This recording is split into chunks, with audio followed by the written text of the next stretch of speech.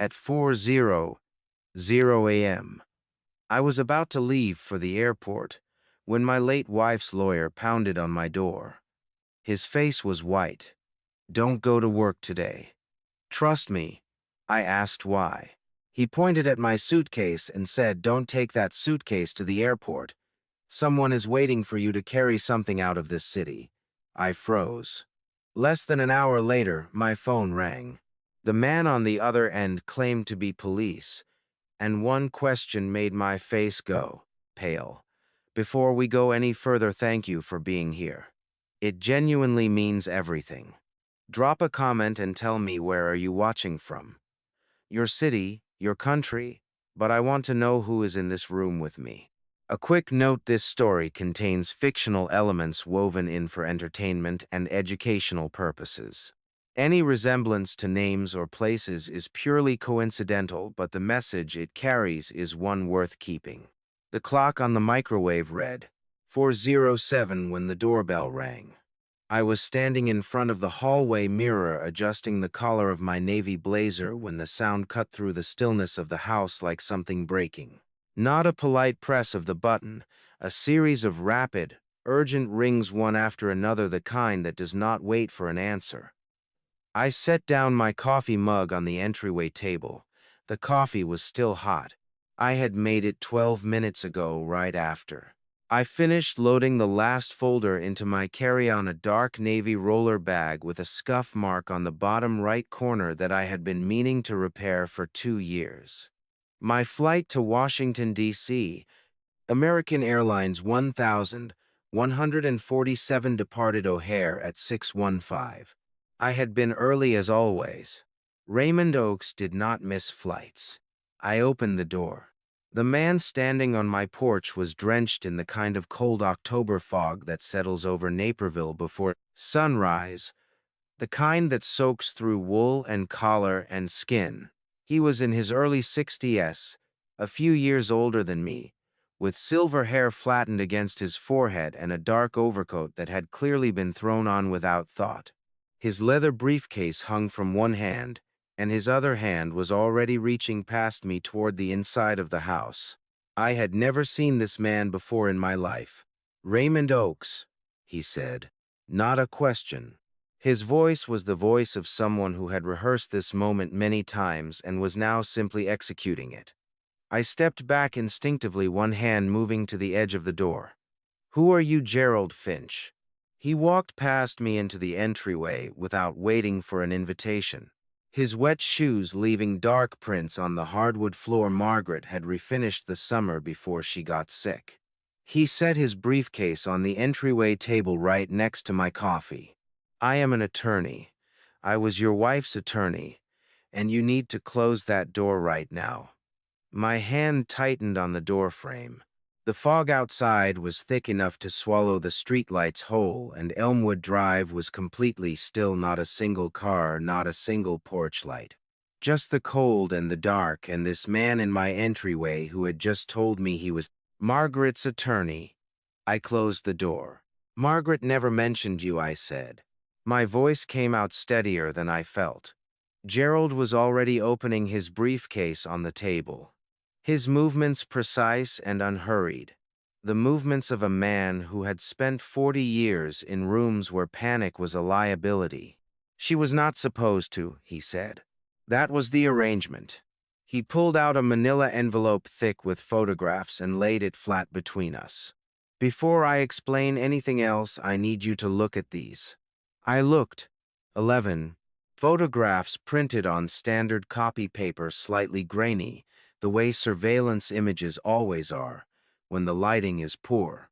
The timestamp in the corner of each image read Sunday, October 6, 2024, between 1114 and 1118 at night. The location, based on the concrete pillars and the low ceiling, was a parking garage. Underground level by the look of it, and standing in the center of every single photograph under the pale yellow glow of a sodium lamp was my son-in-law, Preston Caulfield. He was wearing the navy blazer he had worn to Vivian's birthday dinner 3 weeks ago. I recognized it by the small silver pin on the left lapel, the one Vivian had given him for their second anniversary. He was handing something to another man, someone whose face was entirely obscured by a low-pulled baseball cap. Two hard drives, black and rectangular, exchanging hands in the space of 4 minutes and 17 seconds. My stomach dropped so fast, I had to press my fingertips into the edge of the table to steady myself. "That is Navy Pier," I said. My voice had gone thin. "That is the underground parking structure at Navy Pier." Level B3, Gerald confirmed. "Last Sunday night. The man receiving the drives has been identified by my investigator as Fletcher Vane, a data broker with known ties to Nexogen Corporation, a biotech firm based in Boston." He paused. "You know that name?" I knew that name. My jaw tightened. "How long have you had these?" "Since Monday morning." He looked at me directly for the first time. His eyes were dark gray and extraordinarily still, the eyes of someone who had learned a long time ago how to hold difficult things without flinching. I came the moment I confirmed what they meant. I pushed back from the table. My legs felt wrong, like the floor had shifted slightly beneath me without making a sound. I walked to the kitchen window and stood there with my back to him, staring out at the fog pressing against the glass. 6 years. Preston and Vivian had been married for 6 years. I had sat across from that man at Thanksgiving. I had shaken his hand at the wedding. I had believed completely and without question that he loved my daughter. "What does this have to do with my flight?" I asked. I could hear how tight my own voice had become, how carefully I was holding it together. Gerald's answer came without hesitation. "Do not get on that plane, Raymond. The carry-on sitting in your entryway right now does not contain your conference materials." He let the words settle before he continued.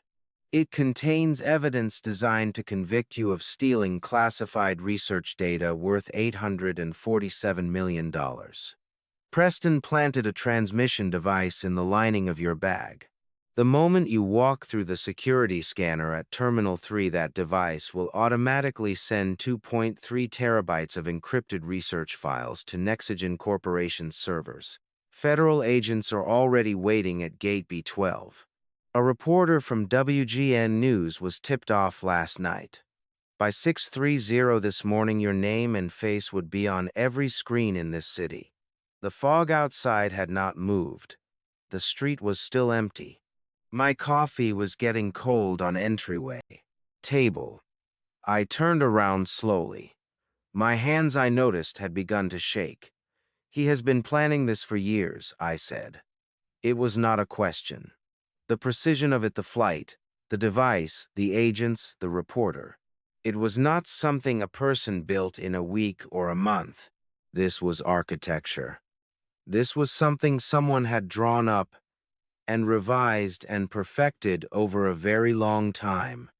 Gerald reached into his briefcase a second time and produced a smaller envelope, pale yellow, sealed with red wax. The wax was unbroken. The name written on the front in handwriting I would have recognized in complete darkness in the middle of any dream in any room on earth was mine. "Raymond, only when it is time." My throat closed. I knew that handwriting. I had watched those letters form 100,000 times on grocery lists and birthday cards, and the yellow sticky notes she used to press into my coat pocket on cold mornings. On the last letter she ever wrote me, folded on the nightstand in the hospital room where I held her hand until she stopped breathing. "Margaret." Gerald's voice came from somewhere far away. "She gave that to me back in 2004 when she first understood the threat was real. She told me to deliver it only if someone came looking for the research." He paused. "Someone has." The envelope felt lighter than I expected. I do not know what I had imagined, 20 years of waiting sealed into paper and wax. But I had expected weight. Instead, it sat in my palm like an ordinary thing, like a birthday card or a utility bill. And that ordinariness made something in my chest pull tight in a way I could not immediately name.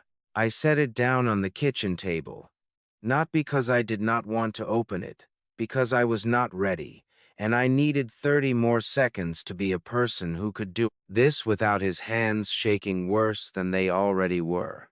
Walk me through it, I said to Gerald. The device, how does it work? Gerald pulled out the chair across from me and sat down, placing his briefcase flat on his knees. Up close in the kitchen light, I could see how tired he was. The lines around his eyes were deep, and there was a tightness at the corners of his mouth that told me he had not slept. He had driven here in the fog at 40 inches the morning, and whatever he had been carrying toward this moment, he had been carrying it for a long time. Preston had access to your bag, Gerald said. Based on what my investigator found, the most likely opportunity was 3 weeks ago, the evening you left your carry-on in the front hallway when you came to dinner at their place. Vivian mentioned you forgot your reading glasses in the car and went back for them. That gave him roughly 4 minutes alone with the bag. 4 minutes. The same amount of time the photographs showed him standing in that parking garage with Fletcher Vane. My jaw tightened until I could feel it in my temples. The device itself, Gerald continued, is a micro-transmission unit about the size of a thick coin sewn into the interior lining near the bottom of the bag. It runs on a compressed battery with a 6-hour charge. It does not activate on its own. It activates in response to the specific electromagnetic frequency emitted by the security scanners at airport checkpoints. He paused to let that settle. The moment you carried that bag through the scanner at Terminal 3, it would have automatically broadcast 2.3 terabytes of encrypted research files to a receiving server registered to a shell company connected to Nexogen Corporation in Boston. I pressed my fingers flat against the kitchen table. The wood was cool and solid and real, and I needed something real right now. 2.3 terabytes, I said. That is the entire Oaks Initiative arc, Ishun. Every file, every sample record, every result. Gerald's voice did not change in pitch or pace. He delivered terrible information the way surgeons deliver diagnoses, with the steadiness of someone who understands that falling apart helps no one. Federal agents from the Chicago field office have been positioned at Gate B12 since midnight. They received an anonymous tip last Sunday evening, 48 hours after the Navy Pier exchange, accompanied by what appeared to be documentary evidence of your intent to transfer classified biological research data to a foreign-affiliated corporation. The word anonymous landed in my stomach like a stone. Preston filed the tip himself, I said. Through 3 intermediary contacts, yes. The paper trail is designed to be untraceable at first look. Gerald reached into his briefcase and withdrew a second document, a single sheet, and slid it across the table. He also filed this with the Cook County Circuit Court 4 days ago. I picked it up. The letterhead was from a law firm I did not recognize. The language was formal and precise, the kind of language that takes years to learn how to weaponize. It described Raymond Oaks, 60 years of age, retired research scientist, as exhibiting, and I read this 3 times before I believed it, quote, significant cognitive decline, disorientation, and an escalating pattern of erratic behavior consistent with early-stage dementia, end quote. It requested a court-ordered psychological evaluation and, pending the outcome, the appointment of a legal guardian to manage his affairs and assets. My hands stopped shaking. They went completely still instead, which was somehow worse. He built a second trap, I said. My voice came out very quiet. In case I missed the flight, if you had somehow been alerted to the device and avoided the airport, this filing would have given him a legal mechanism to have you declared incompetent. With guardianship, he would have had full access to your financial accounts, your property, and any research materials still in your possession. Gerald folded his hands on top of his briefcase. He is thorough, Raymond. I want you to understand that before we go any further. This is not improvisation. He has been building this for years. A sound escaped my throat that was not quite a laugh and not quite a sob. Something in between, something I had no name for. I pushed back from the table and stood up, walking to the window again because I needed to move, because staying still felt like drowning. Outside, Naperville was still dark. Elmwood Drive, the street where Vivian had learned to ride a bicycle, where Margaret had planted roses along the front walk every spring, where I had lived for 32 years. Believing myself to be a man with a quiet and predictable life, sat wrapped in fog and silence. He was in our home, I said, at our dinner table. He held Vivian's hand when she cried at her mother's memorial last year. My throat tightened until the words came out rough and broken at the edges. He sat there and looked me in the eye, and I never once I stopped. Pressed my fist against the windowsill. Gerald did not rush me. He did not offer comfort. He simply waited, and in that waiting there was a kind of respect that I found strangely easier to bear than sympathy would have been. There is a reporter, Gerald said after a moment. Blake Fontaine, WGN News, 23 years on air, known for breaking federal criminal cases. He received an anonymous press tip Sunday night and was told to position himself outside Terminal 3 at 5:30 this morning for, quote, a career-defining arrest. He does not know the details. He only knows that a scientist connected to stolen government research will be taken into custody. Blake Fontaine. I did not know the name, but I knew the type. I had watched enough evening news to understand what it meant when a camera crew was already in position before the handcuffs came out. So if I walk through that scanner, I said, slowly turning back from the window, I am arrested on federal charges with cameras rolling. And if I somehow avoid the scanner and stay home, Preston files for guardianship and has me declared incompetent within the week. That is correct. The clock on the microwave now read 4:22. I had a flight in less than 2 hours. My carry-on was sitting 14 feet away in the entryway, and somewhere in its lining, sewn in by the hands of a man who had eaten at my table for 6 years, was a device designed to end my life. I looked at the pale yellow envelope on the kitchen table. She knew, I said. It was not a question. Gerald looked at the envelope too.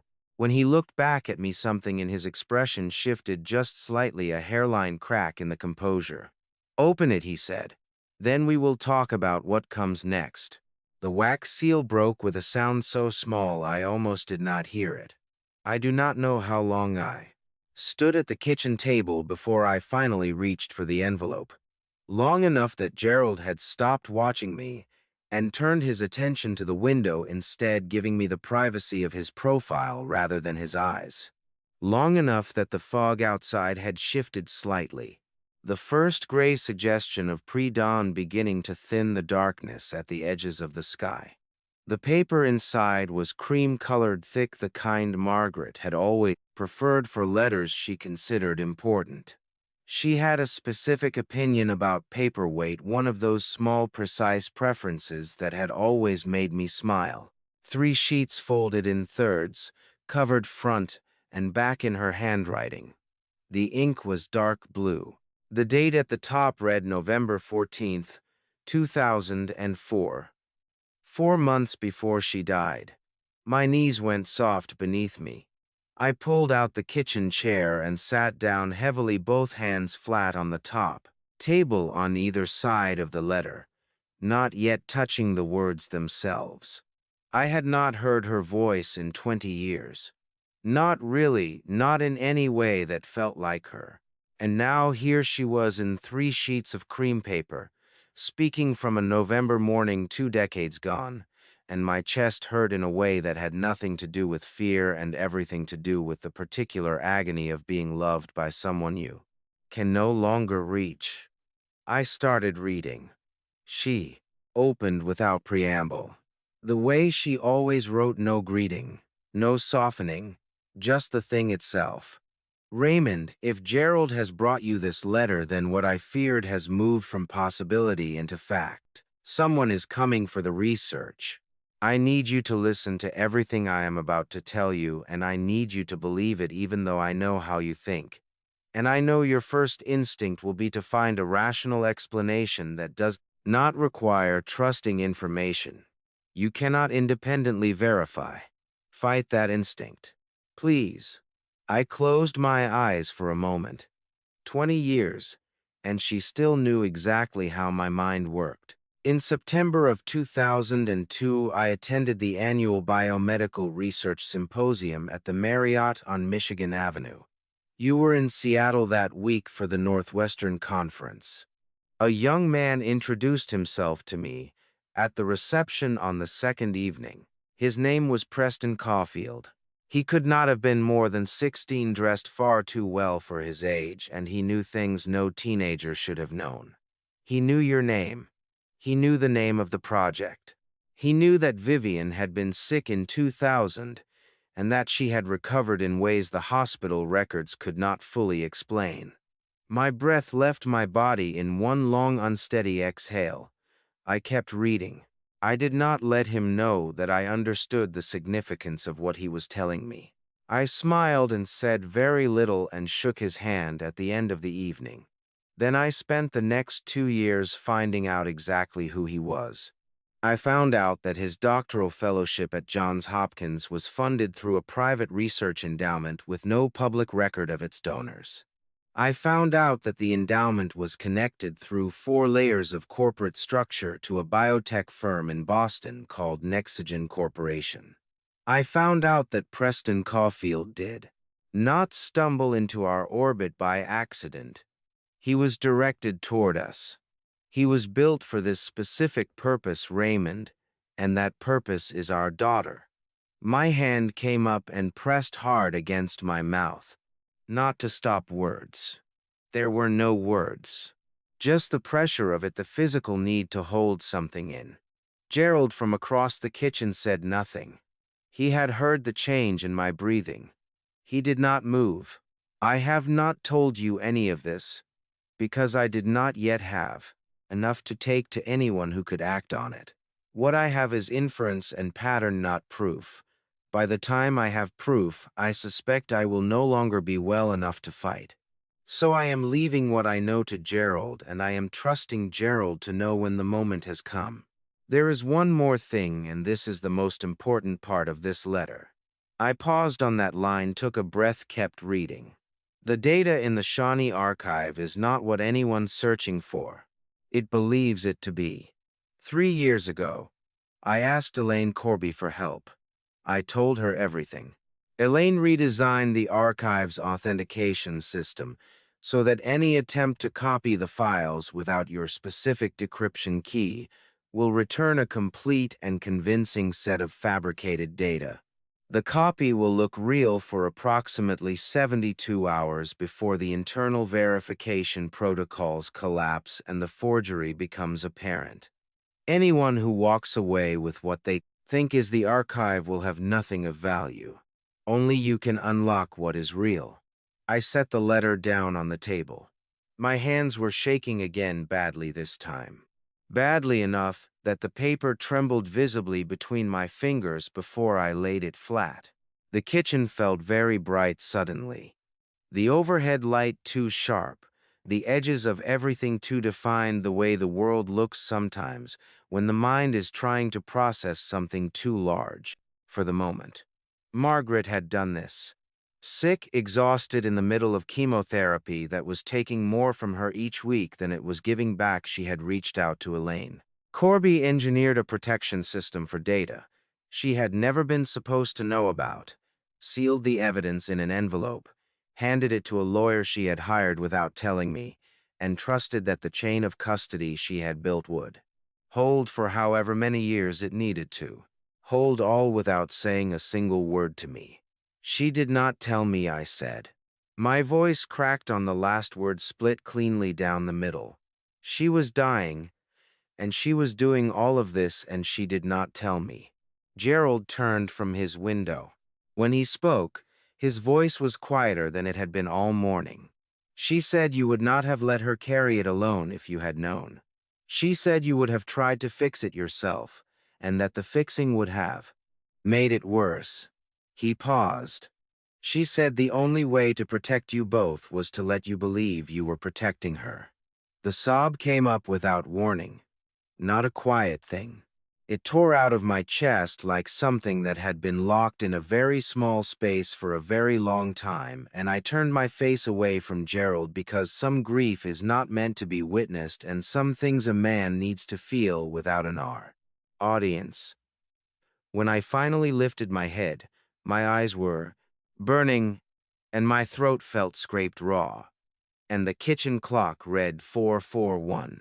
There were still 2 more sheets of the letter I had not read.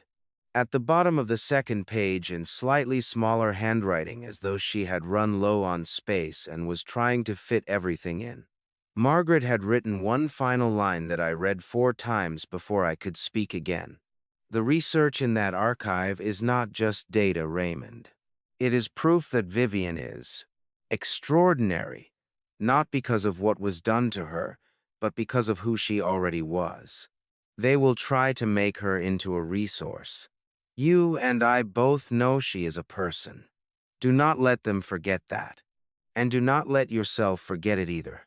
I folded the letter carefully along its original creases and held it in both hands. There is a place in Shawnee, I said. My voice was steadier now, worn smooth by what had just moved through it. Margaret built something there.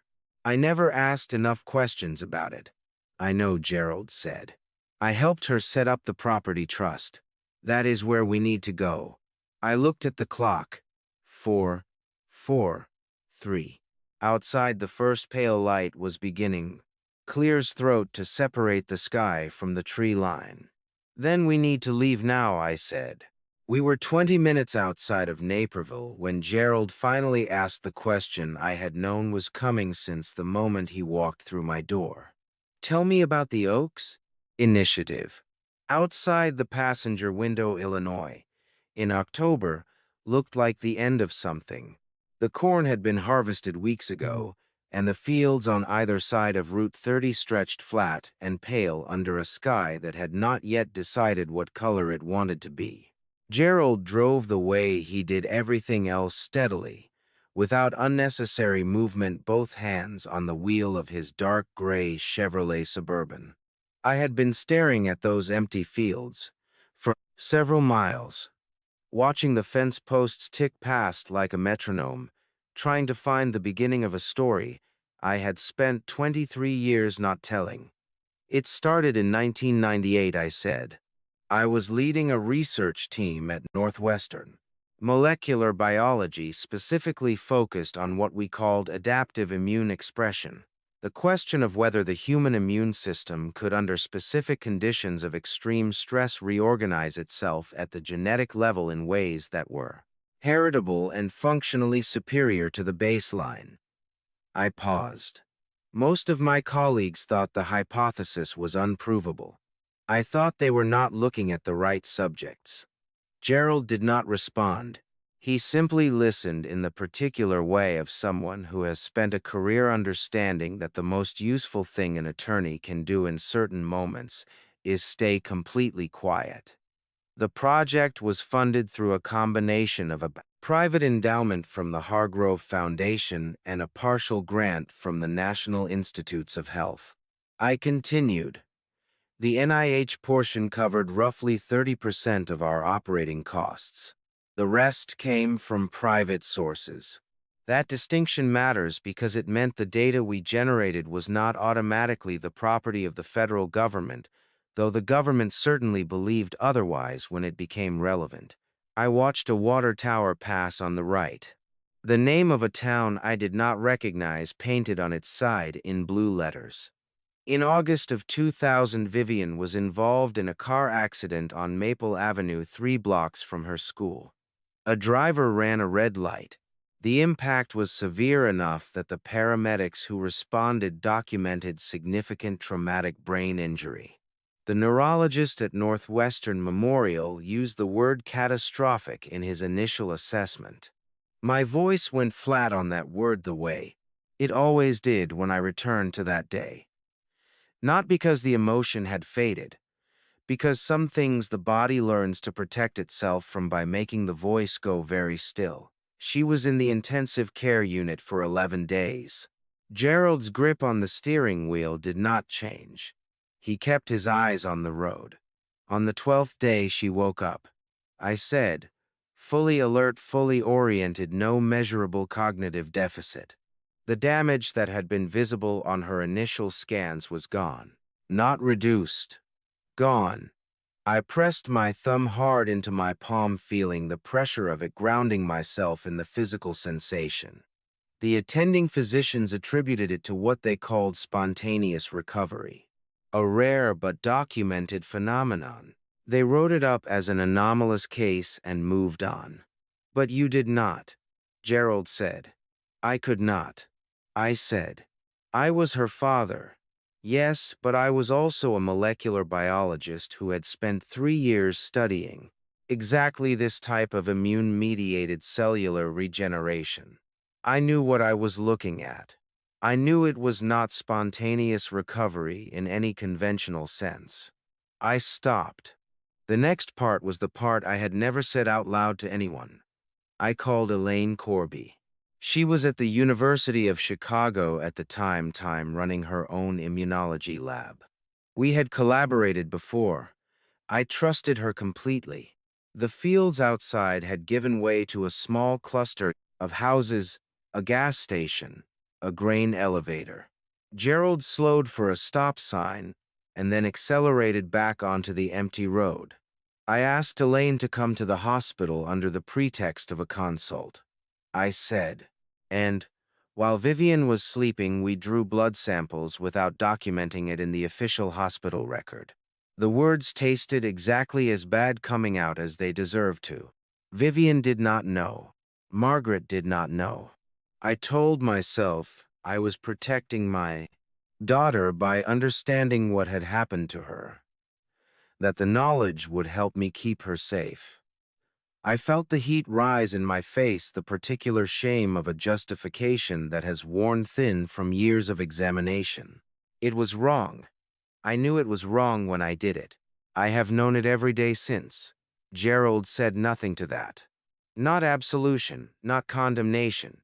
He simply let it be what it was. The results confirmed what I suspected. I said. Vivian's immune system had restructured at the epigenetic level.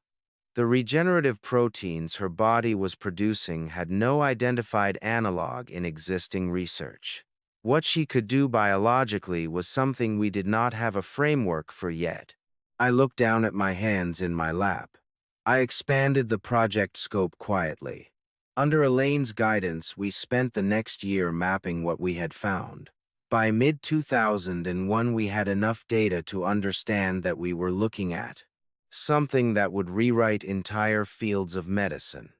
And then the government found out, Gerald said. A junior researcher on our team included a reference to anomalous immune findings in a routine NIH progress report. I said. He did not understand the significance of what he was flagging. Within 6 weeks, we had a federal oversight team in our lab. The memory tightened something in my throat. They wanted everything. All of it. Vivian's samples, the analysis, the full data set. They said it fell under federal jurisdiction because of the NIH funding. I said the NIH portion had not funded the work that produced these results. They disagreed. What did you do? I dissolved the project on paper, I said. Signed every document they put in front of me. Agreed to every term of the official closure. I turned to look at Gerald's profile for the first time in this conversation, and then I took the original data, the physical samples and the complete analysis, and I removed them from the university entirely.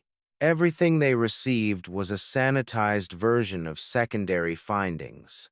Nothing that would lead them anywhere useful. Gerald was quiet for a long moment. The road ahead was empty and straight, cutting through the flat October landscape toward a horizon that seemed to recede no matter how far we drove.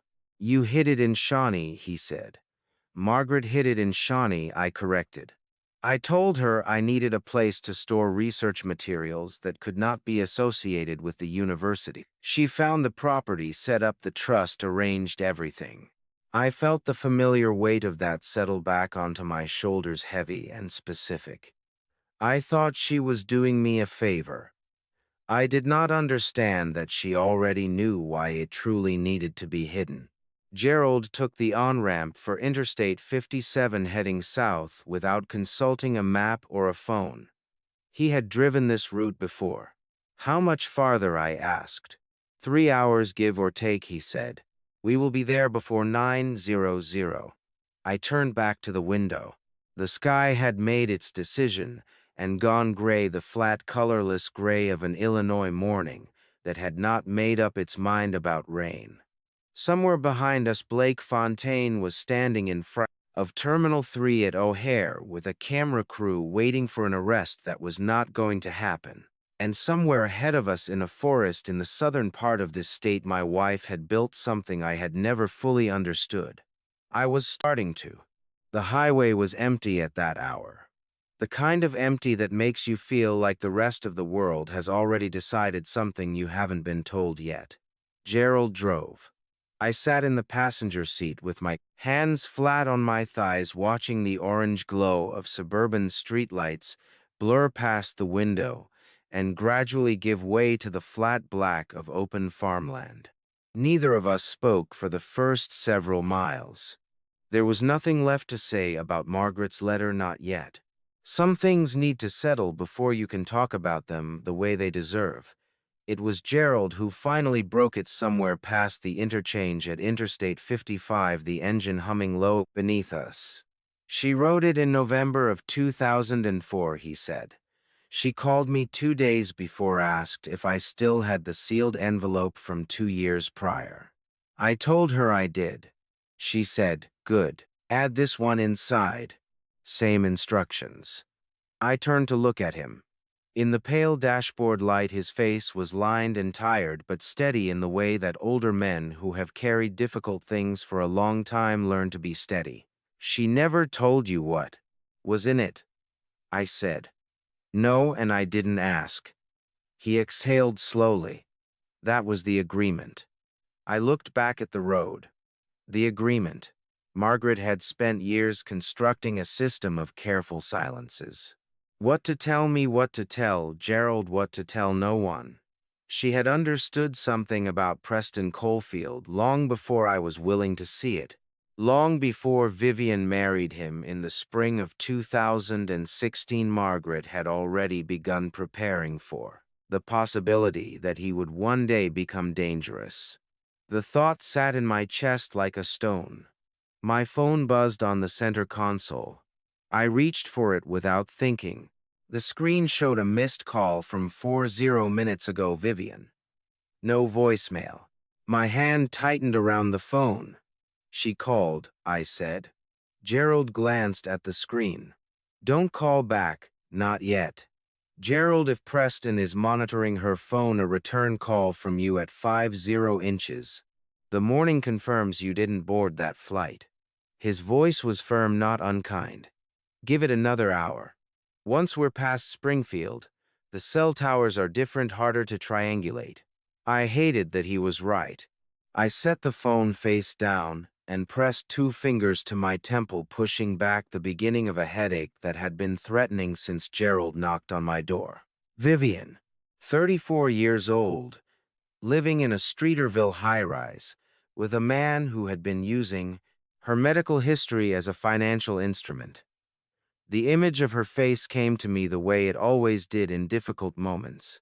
Not as she was now, but as she had been at 10 years old in the hospital bed, her small hands wrapped around the guardrail, asking me when she could go home. She had been so calm.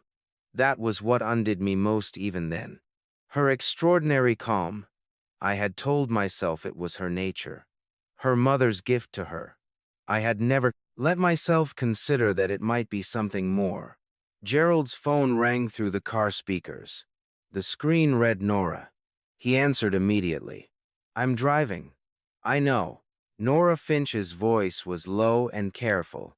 Gerald's wife of 31 years, a woman who had long ago learned that her husband's late-night calls meant something real was happening.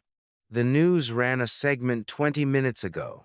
Federal investigation into a biotech company called Nexogen Corporation, headquartered in Boston. They're calling it a potential securities fraud case. Gerald and I exchanged a look. Securities fraud, he said slowly. That's what they're calling it publicly, Nora said. But the reporter, a man named Blake Fontaine from WGN, he mentioned a Chicago connection. Said a source inside the FBI field office confirmed an Illinois resident is a person of interest. My stomach dropped 4 floors.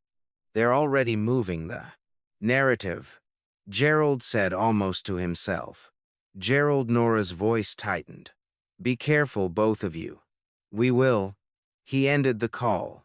The silence that followed was a different kind of silence from before. This one had edges. Person of interest, I said. Preston's legal team filed the guardianship petition sometime in the last 12 hours, Gerald said. If they also fed a tip to a federal contact, then by the time I land in Boston, there's already a story waiting for me. I pressed my hand flat against the window glass. It was cold. He's been building this for months. Longer, Gerald said. The guardianship documents reference medical evaluations going back to spring of this year. 6 months of groundwork, Raymond. He was thorough. 6 months. While I had been working, traveling, attending conferences, believing my daughter's marriage was simply distant, in the way adult children's lives sometimes become distant. Preston Caulfield had been constructing a legal and media architecture designed to take everything from her and to use me as the mechanism that made it credible. My jaw tightened until I felt it in my back teeth. He needed you out of the country, Gerald continued. An arrest at a foreign airport, or even just the appearance of flight, would have been enough to suspend your legal standing as next of kin. The guardianship would have moved unopposed, and Vivian Gerald's knuckles whitened briefly on the steering wheel. With you discredited and her classified as a research subject rather than a private citizen, Nexogen's legal claim to the data becomes arguable in federal court. It wouldn't win, but it would tie everything up long enough for them to act. I turned the phone over in my hands. Vivian's name on the missed call screen. 6 months. She had been living inside this for 6 months. The first thin light of morning was beginning to separate the sky from the fields in the east. A narrow band of gray-blue that made everything look temporary, provisional, like the world was still deciding what kind of day it intended to be. Then Gerald's phone buzzed again. Not Nora this time. A number I didn't recognize. He stared at it for 1 second, then 2. Then he answered it. A man's voice said, Mr. Finch, this is Detective Ray Stubbs, Chicago PD. I think we need to talk about Raymond Oakes before this gets much worse. Gerald did not put the call on speaker. He held the phone to his ear with one hand and kept the other on the wheel. And I watched his face the way you watch a doctor's expression when they're reading your results, looking for the thing they haven't said yet. He spoke 4 times during the call. Yes. Then, when was the filing time stamped? Then does he know about the property in Williamson County? And finally, give us until noon. He ended the call and set the phone in the cup holder. I waited exactly 3 seconds. Tell me Detective Stubbs has been watching Preston Caulfield for 6 weeks, Gerald said. Not because of us, because of a separate complaint. A former Nexogen contractor filed a whistleblower claim with the Illinois Attorney General's office in August. Stubbs was assigned to the financial thread. He found Preston's name in the SAO contractor's records. Then he's already building a case. He was. Until last night when someone inside the Cook County Clerk's office flagged the guardianship petition and called a contact at the FBI field office. Stubbs got pushed to the side. Federal jurisdiction, they told him. Gerald's mouth tightened at the corner. He doesn't like being pushed to the side. So he called you. He called me because your name appeared in the petition as the subject of the Praster competency filing, and my name appeared as the attorney associated with Margaret's estate. He wanted to know if we were aware of what had been submitted. Gerald finally looked at me. He also said, and I want you to hear this carefully, that the federal agents assigned to this case received their briefing from a source inside Nexagen's legal team. Not from an independent investigation. From Nexagen. The farmland outside had been replaced by something older and quieter. The highway narrowing the tree lines, thickening the light going green, and diffuse as southern Illinois, gradually became itself. I had not been to this part of the state in more than 20 years, and the landscape was doing something to me that I hadn't prepared for. It was pressing memory up through the present the way water presses up through cracked pavement. Stubbs is giving us until noon, I said. He's giving us until noon before he's obligated to report that he made contact. Gerald turned off the main road onto a 2-lane route marked with a brown recreational area sign. After that, he says it's out of his hands. And does he know about the cabin? No, I was careful not to confirm it. We drove another 40 minutes without speaking. The road climbed slightly, the oaks closing in on both sides, their leaves just beginning to turn that particular October gold that makes everything look like it's being preserved rather than dying. I pressed my hand against the cold glass again and thought about Margaret driving this same road in 2004 alone, carrying things she needed to hide from me in order to protect me. I thought about what that kind of love costs a person, the daily weight of it. My throat closed without warning. I pressed my fist briefly to my mouth, breathed through my breathed nose, and let it pass.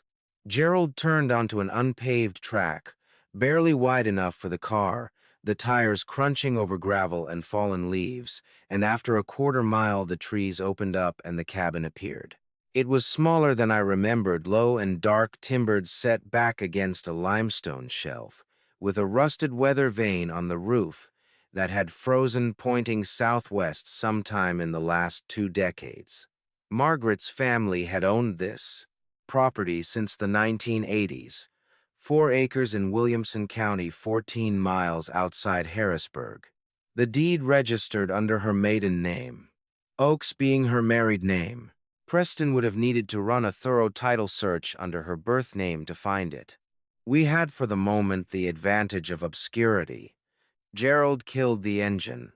Neither of us moved immediately. There is a particular stillness to arriving at a place that holds grief for you, the way your body knows before your mind does, that something in here is going to cost you something. I got out of the car. The air smelled of cedar and wet limestone and the faint sweetness of decomposing leaves. My breath fogged in front of me. I found the key where Margaret's letter had said it would be, inside a rusted tobacco tin wedged behind the second porch post from the left, wrapped in an oilcloth that had kept it dry for God knows how long. The lock turned. Inside the cabin was dim and cool, the windows shuttered. Dust on every surface, but the structure was sound. Margaret had arranged for a property management company in Harrisburg to handle basic maintenance, roof, pipes, foundation. Anonymous billing through a trust account Gerald had administered. She had thought of everything. I found the cellar door in the kitchen floor beneath the rag rug, exactly where her letter had described. The latch was a simple barrel bolt. I pulled it open, and Gerald shone his phone light down the stairs. The room below was approximately 15 by 12 feet. The walls were poured concrete. A dehumidifier newer than the rest of the cabin, replaced within the last 3 years, according to the service sticker, hummed faintly in the corner. Metal shelving units ran along two walls, each shelf labeled in Margaret's handwriting with a year range and a project designation.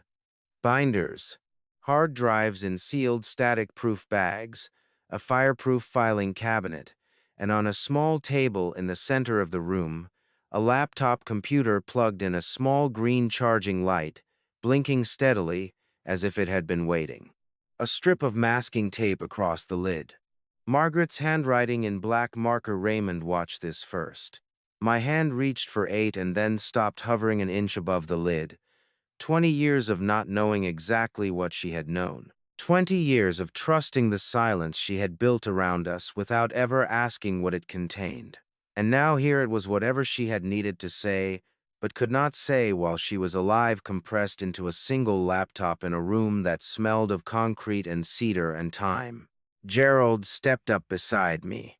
He said nothing. He didn't need to. I lifted the lid. The screen did not load slowly. It came on all at once, a clean white rectangle filling the dim cellar with cold light. And then her face appeared. And every carefully maintained thing inside me came undone in an instant. She was younger than I last remembered her. 58, perhaps 59. Her dark hair still mostly dark. Her reading glasses pushed up on her head the way she always wore them when she was thinking. She was sitting at a desk I did not recognize, not our kitchen, not her study at home. Somewhere neutral. A bare wall behind her, a single lamp, too, her left casting warm light across her face. She looked directly into the camera. "Raymond," she said, "if you're watching this, then Gerald did his job, and I'm glad. I need you to listen carefully, because what I'm about to tell you took me a long time to understand, and I need you to understand it too." Her voice. I had forgotten the specific quality of it. The way it carried patience and precision in equal measure, the way she could make even difficult things sound like something you could hold in two hands and examine. I pressed my back against the cold concrete wall. My legs had stopped cooperating with the rest of me. Beside me, Gerald stood with his arms folded across his chest, his eyes fixed on the screen. His jaw was working slightly the way it did when he was holding something in. Margaret leaned forward slightly. "I need to start with Dr. Elaine Corby." I straightened. "Elaine came to me in the spring of 2003. Margaret continued. "Not to you, Raymond. To me. She said she had spent 2 years trying to find a way to tell you directly. And each time she lost her nerve. So she came to me instead." Margaret's expression shifted, not quite sadness. Something more like the look of a person who has long since made peace with a painful fact. "She told me that what you and she found in Vivian's tissue samples in 2000 was not an anomaly. It was a blueprint. A self-correcting epigenetic sequence that, under the right laboratory conditions, could be reverse-engineered into a regenerative therapy protocol worth," and these were her words, "more than any single pharmaceutical patent in the last 30 years. The number landed in the cellar the way large numbers do when they stop being abstract. $847 million was what Nexogen had put on it 2 decades later. But in 2003, before the industry had fully understood what it was looking at, it had been valued at something closer to 300 million. Still enough to make dangerous people move. Elaine told me she had been approached. Margaret said. A consultant from a firm she didn't recognize at the time. He asked questions about the Oaks initiative that no one outside the project should have been able to ask. She gave him nothing. But she was frightened. So she came to me. Margaret paused. She took her glasses off her head and set them on the desk. I did 3 things after that conversation. First, I asked Gerald to run a quiet background check on anyone connected to the Hargrove Foundation's grant committee. She glanced briefly off camera, a habit she had, looking slightly left when she was ordering her thoughts. Second, I commissioned Elaine to design what she called a containment protocol. A second archive identical in structure to the real one, plausible enough to pass an initial technical review but containing data sequences that were subtly non-functional. A decoy. If anyone extracted it and ran it through their own laboratory systems, the results would appear promising for approximately 72 hours before the inconsistencies became apparent. Enough time for us to know an extraction had occurred and to act. Gerald exhaled slowly beside me. I did not look at him. I could not take my eyes off her face. Third, Margaret said, and her voice dropped slightly. I started paying attention to Preston Caulfield. My chest tightened. In 2003, Preston was barely 17, just finishing high school. And yet his name was already appearing in the financial records of people who had no business knowing a teenager. He was not yet in Vivian's life. He wouldn't be for another decade. But his name appeared in Gerald's. Background search connected to the Hargrove Foundation through a consulting subsidiary based in Delaware. A very small connection. A thread. She looked directly into the camera again. I pulled it. What followed was 8 minutes of Margaret explaining in the careful and methodical way she had explained everything in her life, exactly what she had found. Preston's academic history, a doctorate in molecular economics from Georgetown, an obscure discipline that sits at the intersection of biological research and financial valuation. His early career consulting for pharmaceutical firms seeking acquisition targets. His connection to NextGen Corporation, which at that point was still a mid-sized biotech operating out of Boston, hungry for a proprietary breakthrough that would move it into the first tier. And then in 2013, his arrival in Chicago. I don't believe it was a coincidence, Margaret said. I believe he found Vivian because he was looking for her. Because somewhere in the records he had accessed, and I don't know how he accessed them, but someone with resources finds a way her name was connected to the Oaks Initiative. Her hands were flat on the desk now, very still. He is patient, Raymond. That is the thing you need to understand about him. He is extraordinarily patient, and he has been building toward this for a very long time. The video ran another 2 minutes. Margaret describing the location of the decoy server, the Atano sequence, a secondary hard drive she had labeled with a red mark on the shelf behind me. Then she looked into the camera one final time. I love you, she said simply. Take care of our girl. The screen went dark. The cellar was very quiet. The dehumidifier hummed. Somewhere above us a branch scraped the cabin roof in the October wind. I could not speak. My eyes burned in a way I had not felt in years, a deep pressing heat that built behind my face until I had to drop my chin to my chest and breathe through it. Gerald put one hand briefly on my shoulder, one hand just for a moment, and then he took it away. When I finally looked up, he was staring at the dark screen with an expression I had never seen on him before. Something between guilt and grief. There's something I didn't tell you, he said. About the background check. About what I found and what I chose not to report. I did not give him time to arrange his words. How long, I said. Gerald turned from the dark screen. His hands dropped to his sides. He did not reach for composure the way most people do when they are caught.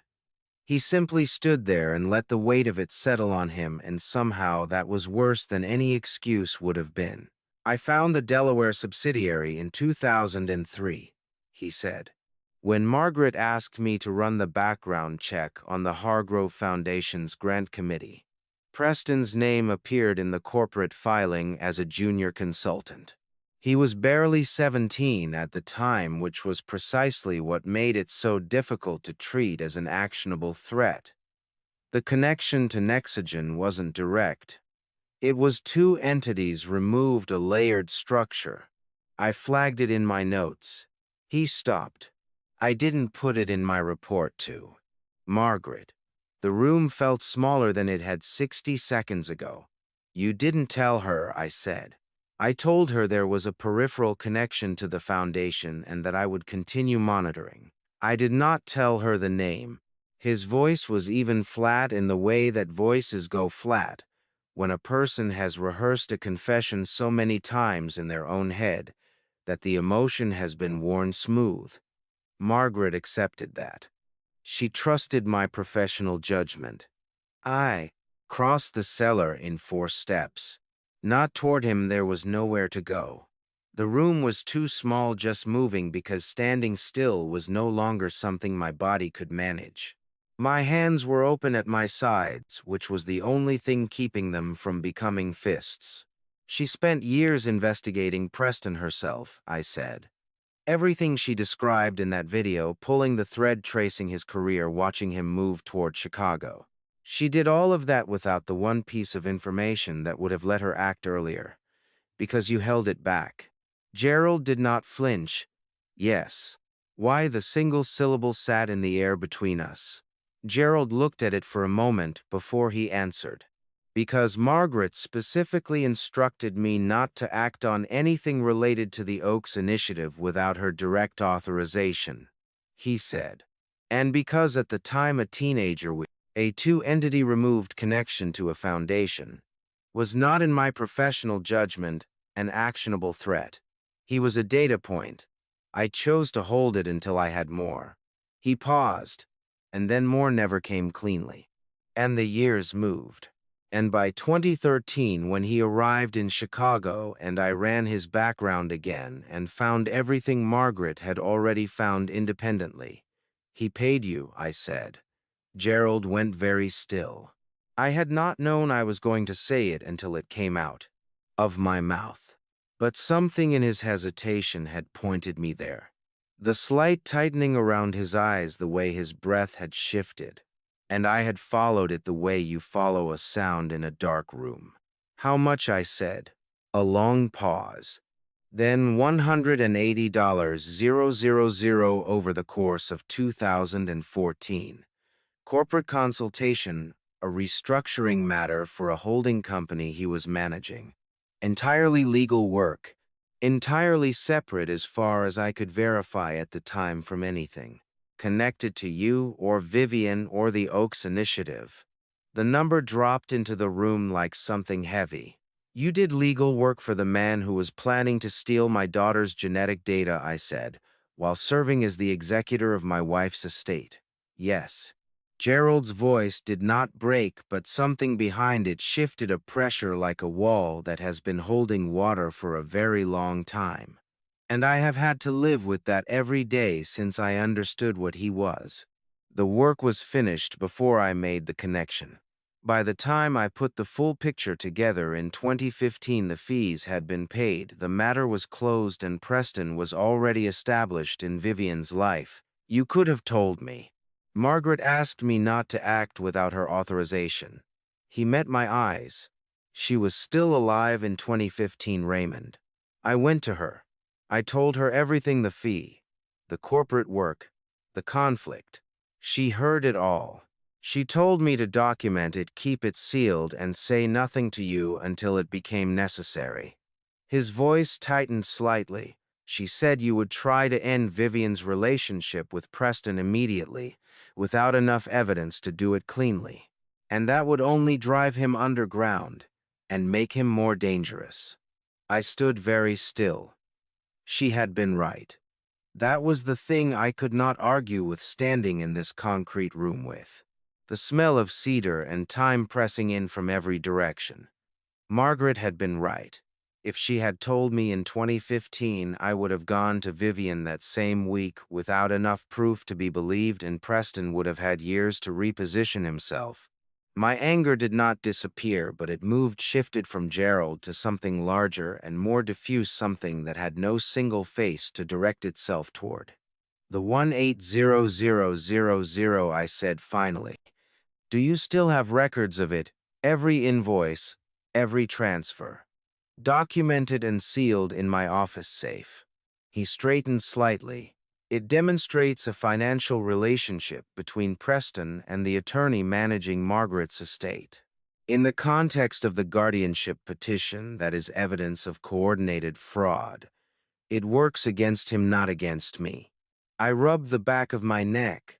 The headache had returned, sitting low behind my eyes like something that intended to stay. Stubbs needs to know about this, I said. I know. And the FBI, I know Raymond. Something in Gerald's voice finally cracked just slightly at the edges. I know. I turned toward the stairs. That was when we heard it. 3 knocks on the cellar door above us. Slow, deliberate. 1, then a pause. Then 2 more, a rhythm that was unmistakably intentional, not the random settling of an old cabin. Gerald and I both looked up at the same moment. Then a voice came through the wood, young and clear and completely familiar. The voice of the person I had been terrified to call since 50 inches the morning. Dad. A breath. It's me. Don't be afraid. We are right in the middle of this now, and I promise you what comes through that cabin door next will change everything you thought you understood about this family story. But before I go any further, type still here in the comments, so I know you are with me. Every single comment means the world. A gentle reminder. This story contains some fictional elements built for entertainment and meaningful reflection. If that is not something you wish to continue with, this is a perfectly good place to step away and find something that suits you better. I took the stairs faster than my knees had any right to allow. The cellar door swung open before I reached the top step, and the gray October light came flooding down, and Vivian was standing in the kitchen doorway with her coat still on and her hair pulled back and an expression on her face that I had last seen on her mother. That particular combination of relief and resolve that looks almost like calm until you get close enough to see what it is actually costing. I crossed the kitchen in 3 steps and pulled her into my arms without a word. She made a sound against my shoulder. Not quite a sob, something smaller and more compressed, as though she had been holding it at a specific pressure for a very long time. And my arms had changed the conditions just enough to let a fraction of it out. Her hands gripped the back of my jacket. I could feel her shaking just slightly, in the way that people shake when they have stopped shaking deliberately and finally allowed their body to tell the truth. I pressed my hand to the back of her head. "I've got you," I said. It was the only thing I could find. She pulled back first.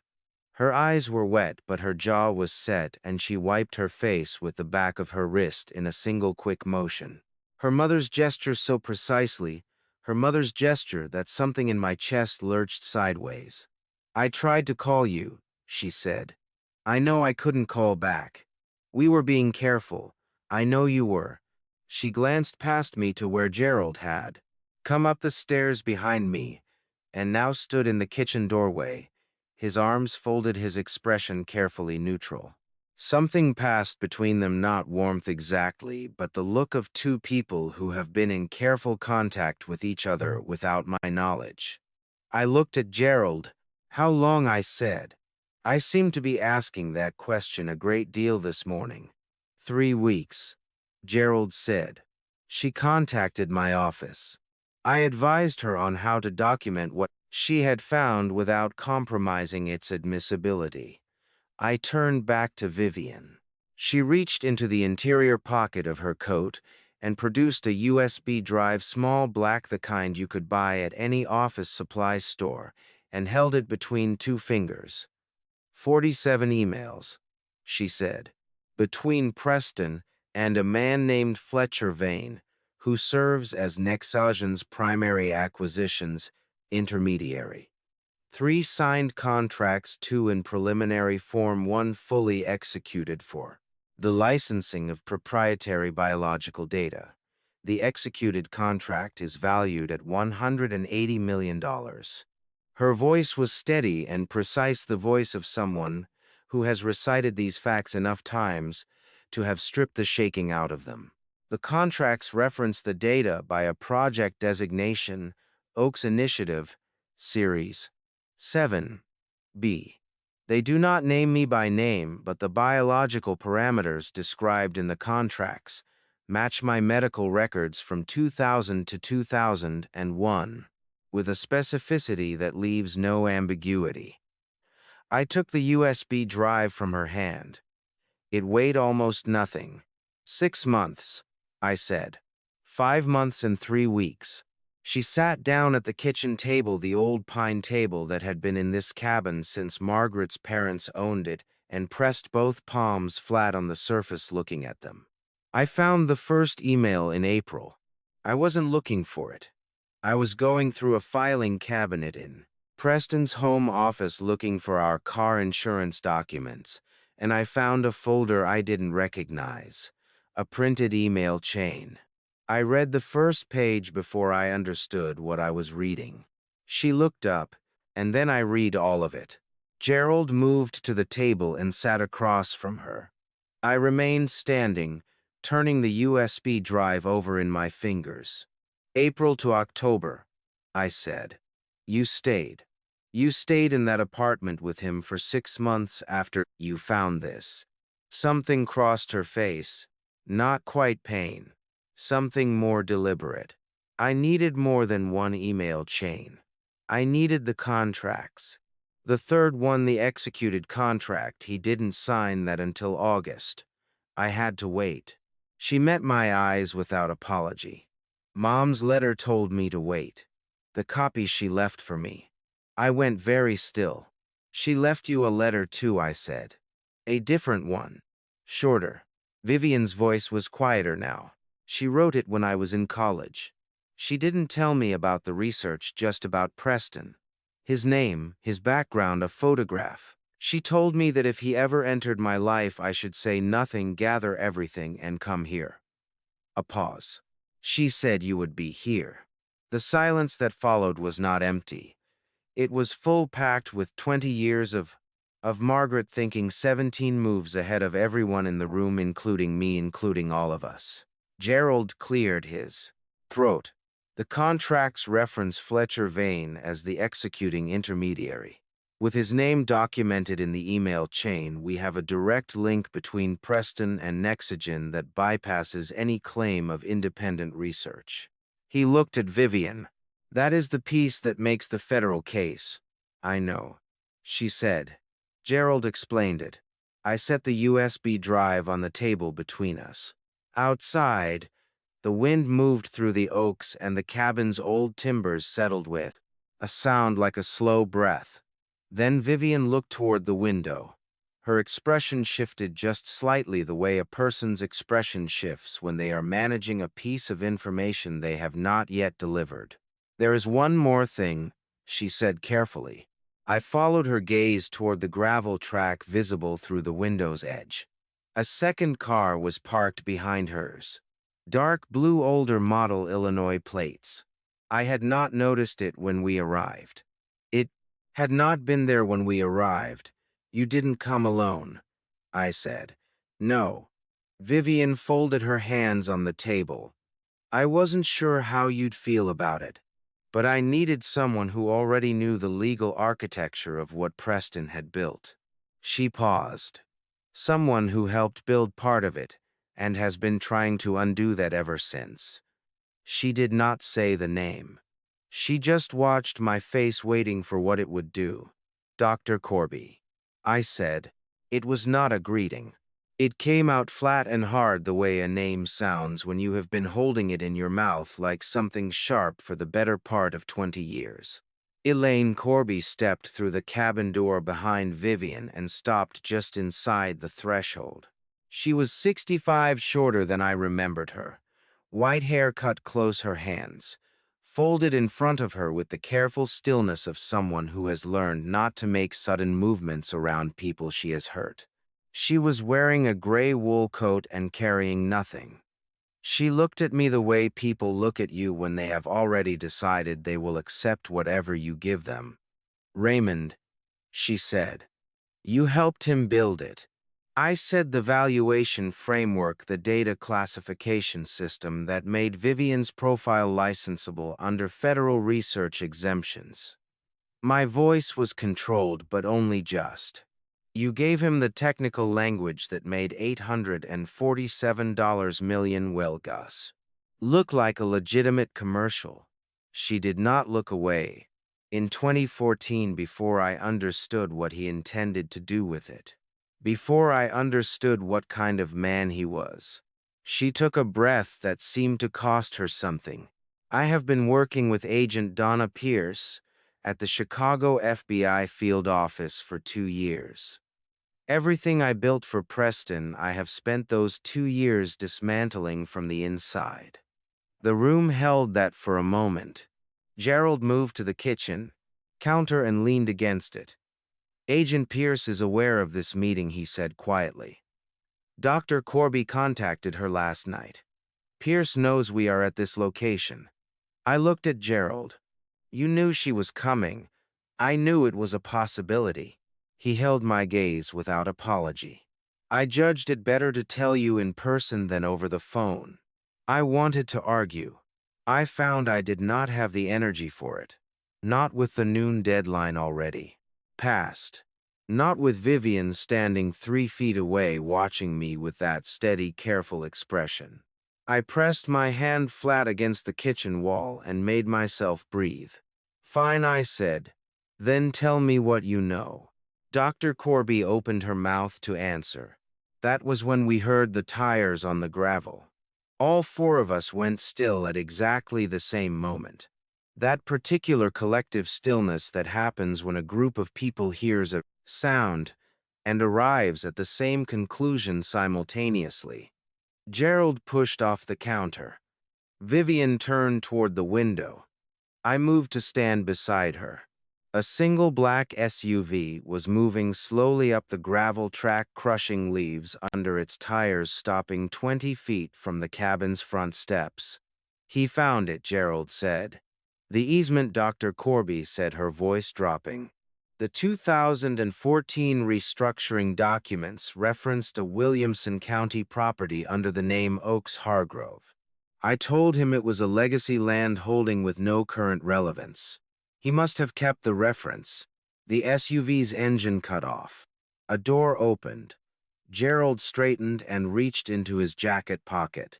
He produced a small rectangular device, a digital audio recorder, the kind used in legal depositions, and set it on the kitchen table without ceremony. He looked around the room. Illinois, one-party consent, he said. I am a party to this conversation. The recording is lawful. Everything said in this room from this moment forward is on the record. He looked at each of us in turn. Say nothing you would not say in a deposition, and let him talk. Preston Caulfield walked through the cabin door like a man arriving at a meeting he had scheduled himself. He was 38, tall, with the kind of controlled physical presence that comes from years of understanding exactly how much space to take up in a room. He wore a dark jacket over a collared shirt, no tie, and he carried nothing. No briefcase, no folder, no visible phone. He took in the room in one slow scan. Gerald at the counter, Dr. Corby near the door, me by the window. Then his eyes found Vivian. He stopped. Something moved across his face, something I might have mistaken for tenderness if I had not spent this morning learning exactly what he was. Vivian, he said. She looked back at him. Her arms were at her sides. Her chin was level. She did not move toward him or away from him, and her face held an expression I had never seen on her before. A complete deliberate neutrality, like a surface that has decided to reflect nothing. Preston, she said. He let a moment pass. Then he looked at me. Raymond. His voice was easy, unhurried. I want you to know I came here to resolve this quietly. No law enforcement, no press. Just a conversation between people who understand what's at stake. He glanced at the cellar door, still slightly ajar, and then back at me. There are people in Boston who have been waiting for this data for a very long time. They are not patient people. I would prefer to give them what they are waiting for through an arrangement that protects everyone in this room, including Vivian. Gerald said nothing. Dr. Corby said nothing. I said nothing. Preston reached into his jacket pocket and produced a single folded document.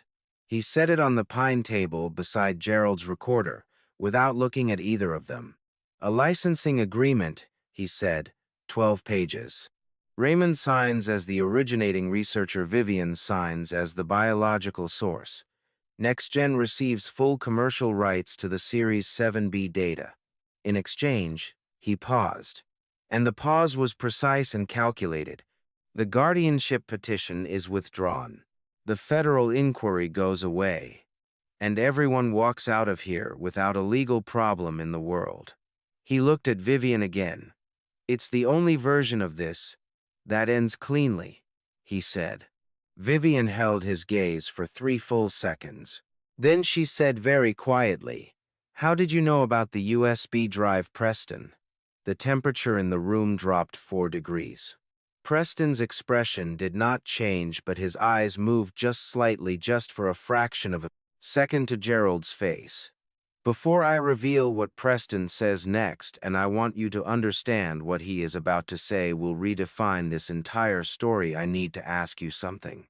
Type the number 11 inches the comments if you are still here with me right now, because what comes next in this Grandpa Stories chapter is the moment everything breaks open. One quick note: portions of this story include fictional elements crafted for education and reflection. If you would prefer to stop here, there is no judgment. Choose what is right for you." Preston did not answer Vivian's question. He looked at her for exactly the length of time it takes a careful man to decide that answering a question directly is less useful than replacing it with a larger one. Then he pulled out the chair across from her and sat down at the pine table as though he had been invited, as though this cabin were any room in any building where business was conducted and agreements were reached. "Let me tell you what you are," he said to her, "not who what." Vivian did not move. I took one step forward, and Gerald's hand came up slightly at his side, not touching me. "Just present a quiet signal." I stopped. Preston folded his hands on the table.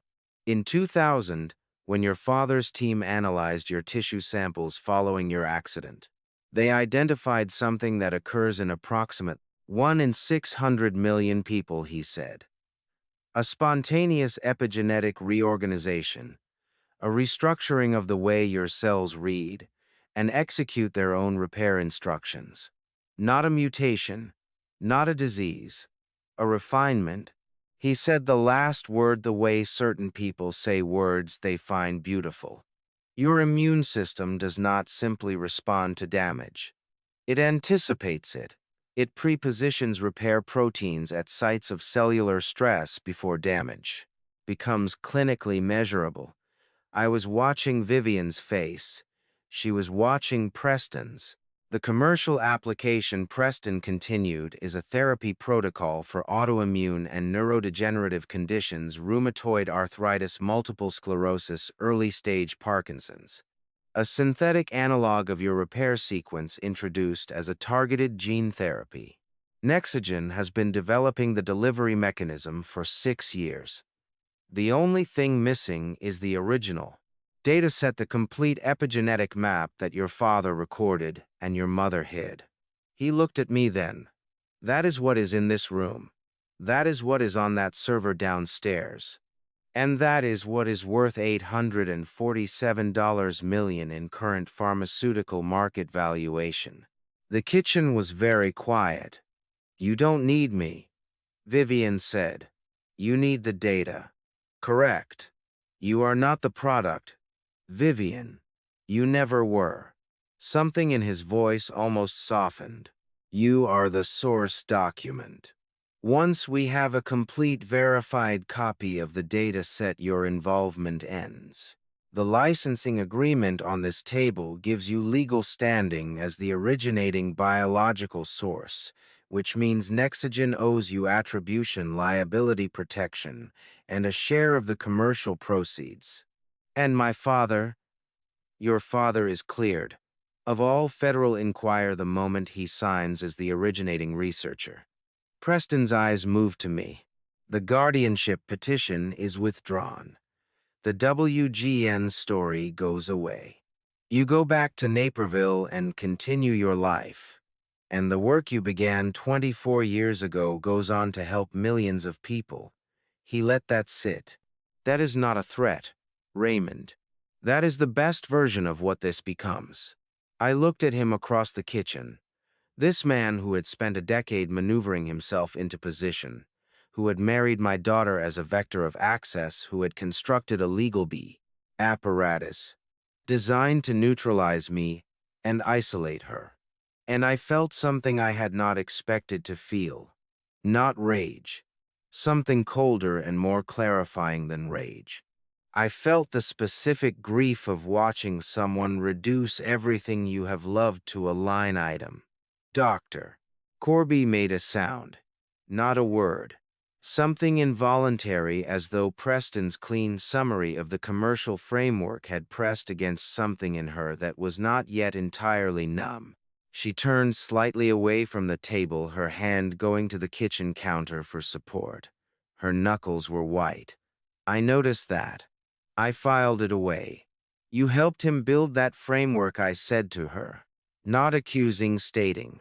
I built the valuation model, she said without turning back.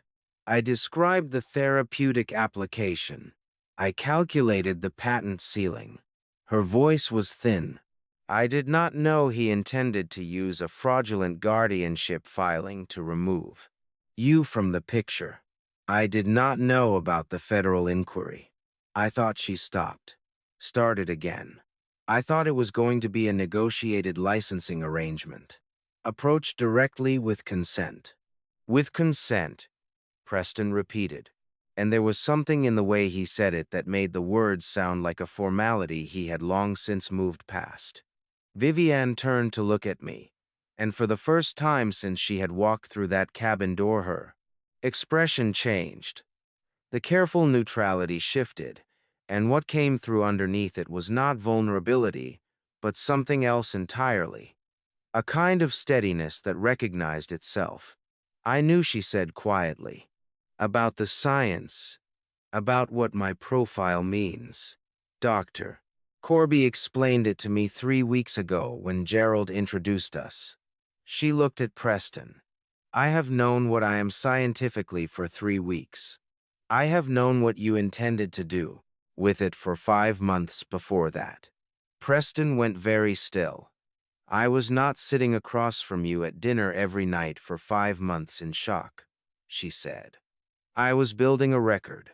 Something moved across Preston's face than the first thing I had seen on him all afternoon.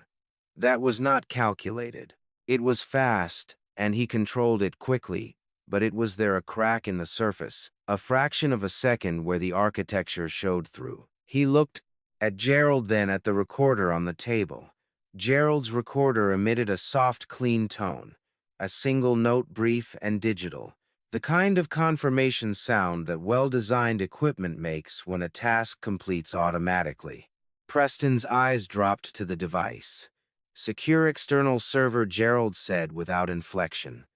Encrypted, time-stamped, transmitted the moment you walked through that door. Preston looked up from the recorder. The ease was gone from his face entirely now. What replaced it was something sharper and considerably less composed. He did not speak, but his hands still folded on the table, pressed together until the knuckles went pale. Preston unfolded his hands. He did it slowly, deliberately, the way a person does when they are reassembling themselves from the inside out, smoothing the surface back into place one careful layer at a time. He looked at Gerald's recorder on the table, then at Gerald, and something behind his eyes made a decision I could see being made without being able to stop it. You've transmitted a recording, he said, to a server I cannot access, containing a conversation in which I presented a legal licensing agreement and invited a voluntary resolution. He spread his hand slightly. That is not evidence of a crime, Gerald. That is evidence of a business negotiation. Gerald looked at him with the particular expression of a man who has been practicing law for 35 years and has heard every version of this argument. The conversation also contains your acknowledgement of a federal inquiry you claim you can make disappear, he said. Your reference to a guardianship petition as a negotiating instrument, and your presence at a private property you accessed through documents obtained during a conflicted legal engagement. He tilted his head slightly. You are welcome to characterize all of that as a business negotiation. A federal prosecutor will characterize it differently. Preston absorbed this. Then he stood up from the table. I came here to resolve this quietly, he said. You have made that difficult. He looked toward the kitchen floor, toward the cellar door, still slightly ajar, the darkness below it just visible. But the data is still here. And that is ultimately the only thing that matters. He moved toward the cellar door. I did not stop him.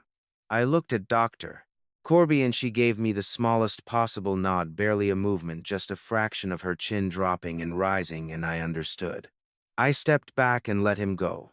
He pulled the cellar door open and went down the stairs. His footsteps were deliberate and unhurried on the wooden steps, the blang footsteps of a man who has decided that if conversation will not work, access will. Vivian turned to Dr. Corby the moment he was below. The trigger, she said quietly. Any external drive connected to the secondary port on the left server unit activates the containment protocol. Dr. Corby said, her voice low and precise. The decoy archive transfers automatically. The real data remains on the primary unit, which requires a 1-2 character alphanumeric key to access. He does not have that key. He'll try to take the whole unit, Gerald said. The unit is bolted to the concrete shelf, Dr. Corby said. Margaret's instruction. I installed the hardware myself in 2004. I looked at her. 20 years ago, she had been in this cellar bolting a server unit to a concrete shelf in the instruction of my wife, building a system designed to outlast both of them. The image of it did something to my chest that I was not prepared for, a strange delayed gratitude that had nowhere clean to land. Then she said, there is something I need to tell you about the USB drive. Vivian went still. Dr. Corby looked at her hands. 3 weeks ago, before I had fully committed to working with Agent Pierce, I had a final contact with a Nexagen intermediary. I was still trying to manage both sides. I am not proud of it. She looked up at Vivian. During that conversation, I mentioned that you had been gathering documentation. I did not specify what form it took, but I said enough. Her voice dropped. The USB reference came from me, not from Gerald. The relief that moved through the room was almost physical. I felt Gerald's drop a fraction of an inch, and I felt my own jaw unclench in a way I had not noticed it had been clenched.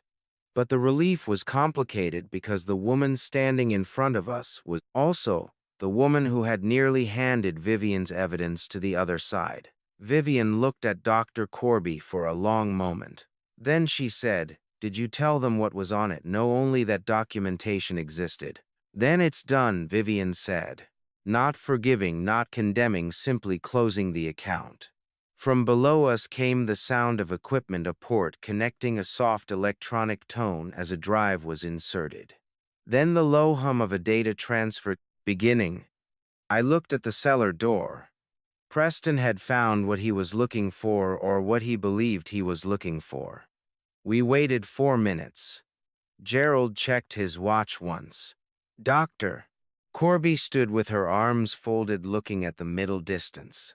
Vivian sat back down at the pine table and placed both hands flat on the surface, steady, patient in the way that people are patient when they know how something ends. Preston's footsteps came back up the stairs. He came through the cellar door and straightened his jacket and looked at the room with an expression that had rearranged itself once more. The control was back, smoother now, almost relaxed. He crossed to the east-facing window and held his phone up at the corner where the ceiling met the wall, tilting it slightly, searching. One bar appeared. He watched the screen. His thumb moved, a message sent. 30 seconds passed. Then his phone vibrated once in his hand, and he looked down at it, and something went out of his face, the last of the tension, the last of the tightly managed uncertainty. His chest expanded on a slow breath. He lowered the phone and turned to face me, and for the first time all afternoon his expression held something that was almost human. "Fletcher has confirmed receipt," he said. 2.3 terabytes clean transfer. He looked at me with something that might in a different life have been respect. "It's over, Raymond." I looked back at him and said nothing. It was Dr. Corby who spoke. She did not raise her voice. She did not move from where she stood by the counter. She simply said with the flat precision of someone delivering a clinical result that is not the real data, "Preston." Preston stood at the east window with his phone in his hand and Dr. Corby's words hanging in the air between them like something with weight and temperature. For a moment he did not move. Then he turned to face her, and what was on his face was not anger. It was the expression of a man recalculating, very quickly running numbers against new variables, trying to find a version of the equation that still worked. "A decoy archive," he said. "Designed in 2004, Dr. Corby said. At Margaret Oakes's request. I built the containment protocol myself. The transfer you triggered sends a place, structurally plausible but functionally non-viable dataset. The sequences are internally consistent for approximately 72 hours before the errors become apparent in laboratory conditions." She looked at him steadily. "Fletcher Vane is currently in possession of 2.3 terabytes of data that will tell him nothing useful." Something in Preston's jaw shifted. A muscle tightening and releasing, tightening again. He looked at the cellar door, then at me, then at Vivian. "The clear's throat real data." He said, "It's still down there." "It is," I said. "Then this is not over." "Preston." Gerald's voice was quiet and entirely without drama. "Listen." We all heard it at the same moment, the sound of vehicles on the gravel track, more than one moving at the unhurried pace of people who know exactly where they are going and have no need to hurry because the situation is already contained. Not the single crunch of one SUV. Something heavier. Multiple engines moving in formation. Preston turned back to the window. 3 vehicles came up the track, 2 dark sedans, and a third marked with the blue and white of the Illinois State Police. They stopped in a line behind Preston's SUV, and before the engines had fully cut off, the doors were opening and figures in dark jackets were stepping out with the particular economy of movement that belongs to people who do this for a living. I counted 5 agents, and behind them, getting out of the lead sedan's passenger side, a woman in her mid-40s in a charcoal suit, her dark hair pulled back, moving toward the cabin with the focused deliberateness of someone arriving at a place she has been building toward for 2 years. Behind her from the second sedan came Detective Ray Stubbs, broad-shouldered, 52 inches, a jacket that did not quite fit the way federal agents blank jackets fit, which somehow made him look more trustworthy than all of them combined. The cabin door opened without a knock. "Mr. Caulfield."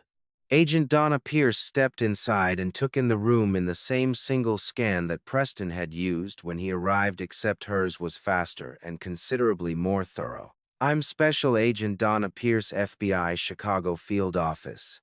She held up her credentials. "You are not required to say anything at this time, and I strongly suggest you don't."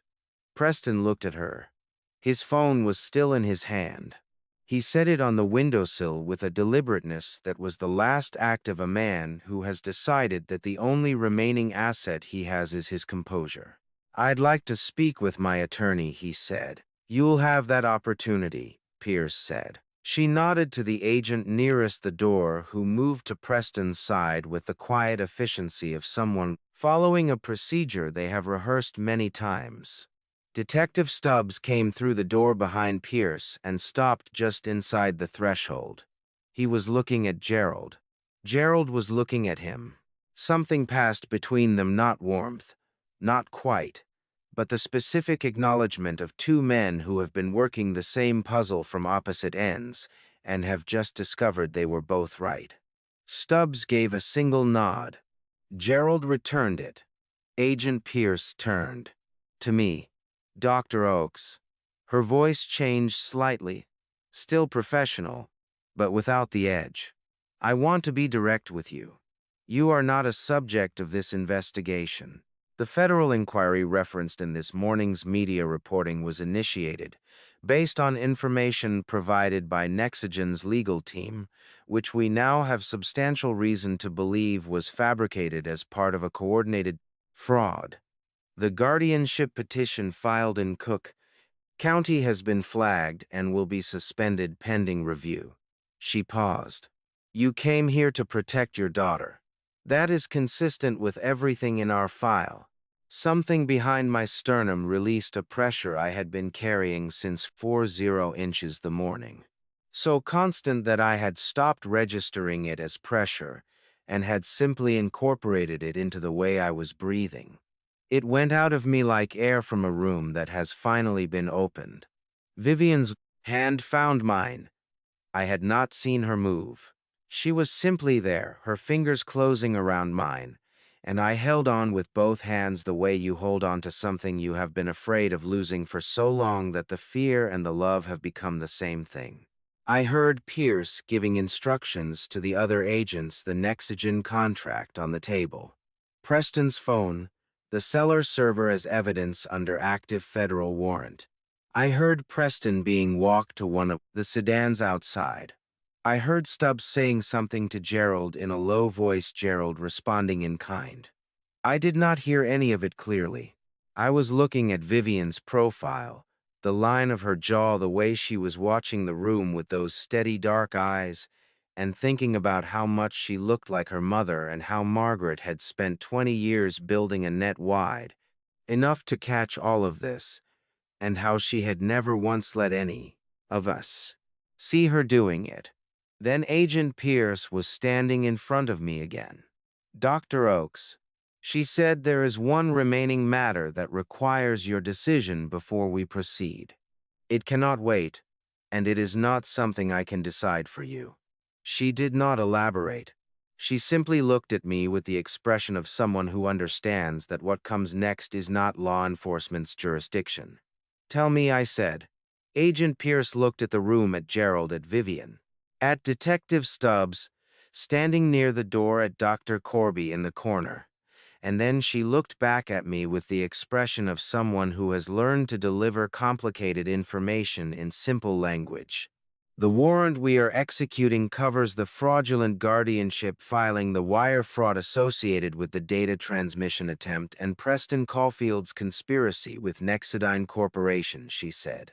It does not cover the Series 7B archive itself.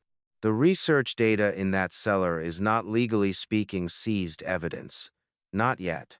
I waited. The FBI has an interest in the data as corroborating material for the prosecution, she continued. We would like your voluntary cooperation in transferring custody, but I want to be honest with you, Dr. Oakes, because I think you deserve that. She paused. If that data enters the federal evidence chain, its ultimate disposition is determined by a judge. Given the partial NIH funding history, there is a realistic possibility that a court rules it subject to federal licensing, which means it could end up exactly where Preston was trying to put it, I said. In commercial hands. Pierce did not look away. That is a possibility I cannot rule out. I turned to Gerald. He was already watching me with the expression he wore when he was about to say something he had been carrying for a someplace long time. There is something I should have explained this morning, he said, before we left Naperville, but there was not time and I needed you to hear it in the right sequence. He reached into his jacket and produced a folded document. Not the one Preston had left on the table, something different, thicker, the edges soft with age. Margaret's power of attorney. Executed in 2006, amended in 2011. He held it out to me. It transfers decision-making authority over all materials data and intellectual property associated with the Oak Initiative to Vivian upon her becoming fully informed of the data's existence and nature. I looked at the document without taking it. She became fully informed, I said slowly 3 weeks ago when Dr. Corby explained it to her. Yes. The kitchen was very quiet.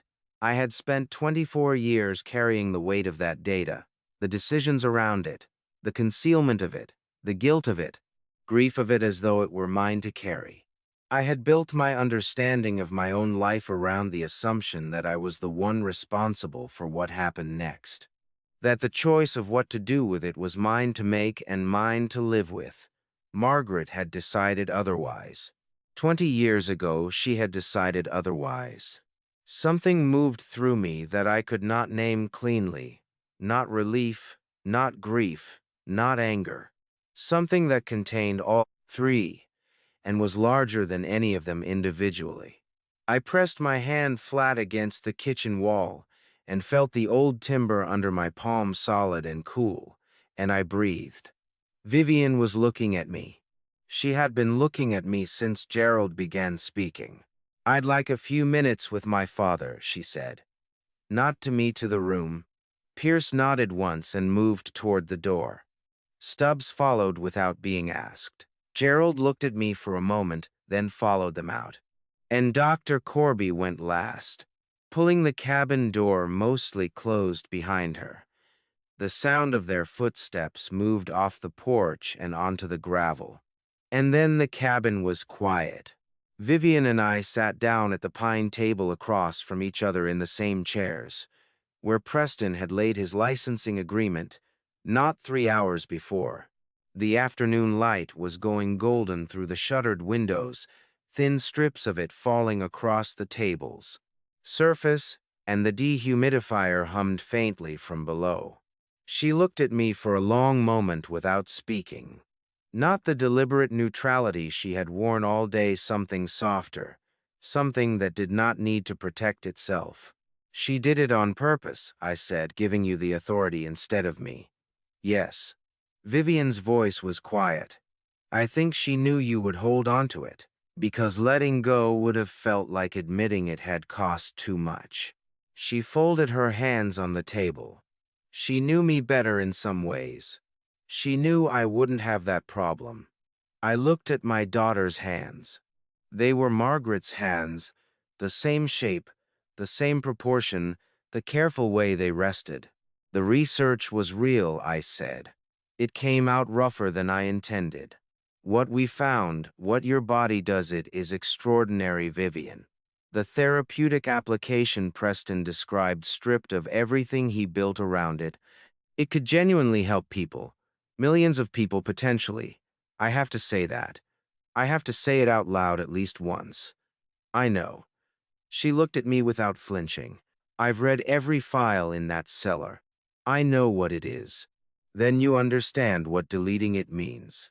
"I understand what keeping it means," she said. "It means spending the rest of my life as a source document. It means every version of that research, no matter how harmfully restricted, carries my name in a federal database that someone will eventually find a way to access." Her voice did not waver. "It means my children, if I have them, inherit that exposure, and their children." I had not thought that far. I should have. I had not. "There is a third option," I said. Gerald described it: an irrevocable research trust. Non-commercial, academic use only. Restricted at the source. Vivian considered it. I watched her consider it. Genuinely. Thoroughly. The way she had always considered difficult things, even as a child. "Trusts can be challenged," she said finally. "Restrictions can be litigated. In 20 years and 30, when I am no longer here to defend it." She stopped. "I trust the science, Dad. I don't trust the systems around it." I could not argue with that. I had spent 24 years learning not to trust the systems around it. "I am going to delete it." she said, quietly without drama the way Margaret had always said the most important things. I wanted you to know first. I wanted to look at you when I told you. I held her gaze. My eyes were burning again, the same deep pressing heat as in the cellar this morning, and I did not try to stop it this time. Are you certain? I asked. It was the only question I had left. Vivian looked at me for a long moment. Then she said Mom was certain enough to build all of this so I could make this choice freely. That's the only certainty I need. Vivian pushed her chair back and stood up. She did not announce it or look to me for confirmation. The decision had been made in the conversation, and she was the kind of person who, once a decision was made, moved toward it without ceremony. I recognized that quality. I had spent 30 years married to the woman she learned it from. I followed her to the cellar door. She stopped at the top of the stairs and looked back at the top of the stairs. Me not asking permission, something else. Making sure I was there. Making sure I would see it. Come down, she said. Gerald appeared in the cabin doorway before we descended. He must have heard the movement through the door or seen something in our faces when he looked through the window, because he came back in without being called. And Agent Pierce followed a step behind him. And then Detective Stubbs, and finally Dr. Corby, who stopped in the kitchen and did not come further. Gerald looked at Vivian. Then he reached into his jacket and produced the recorder, still active, the small red indicator light steady, and held it up. Before you proceed, he said, I need to put this on the record. He looked at Pierce, who gave a single nod.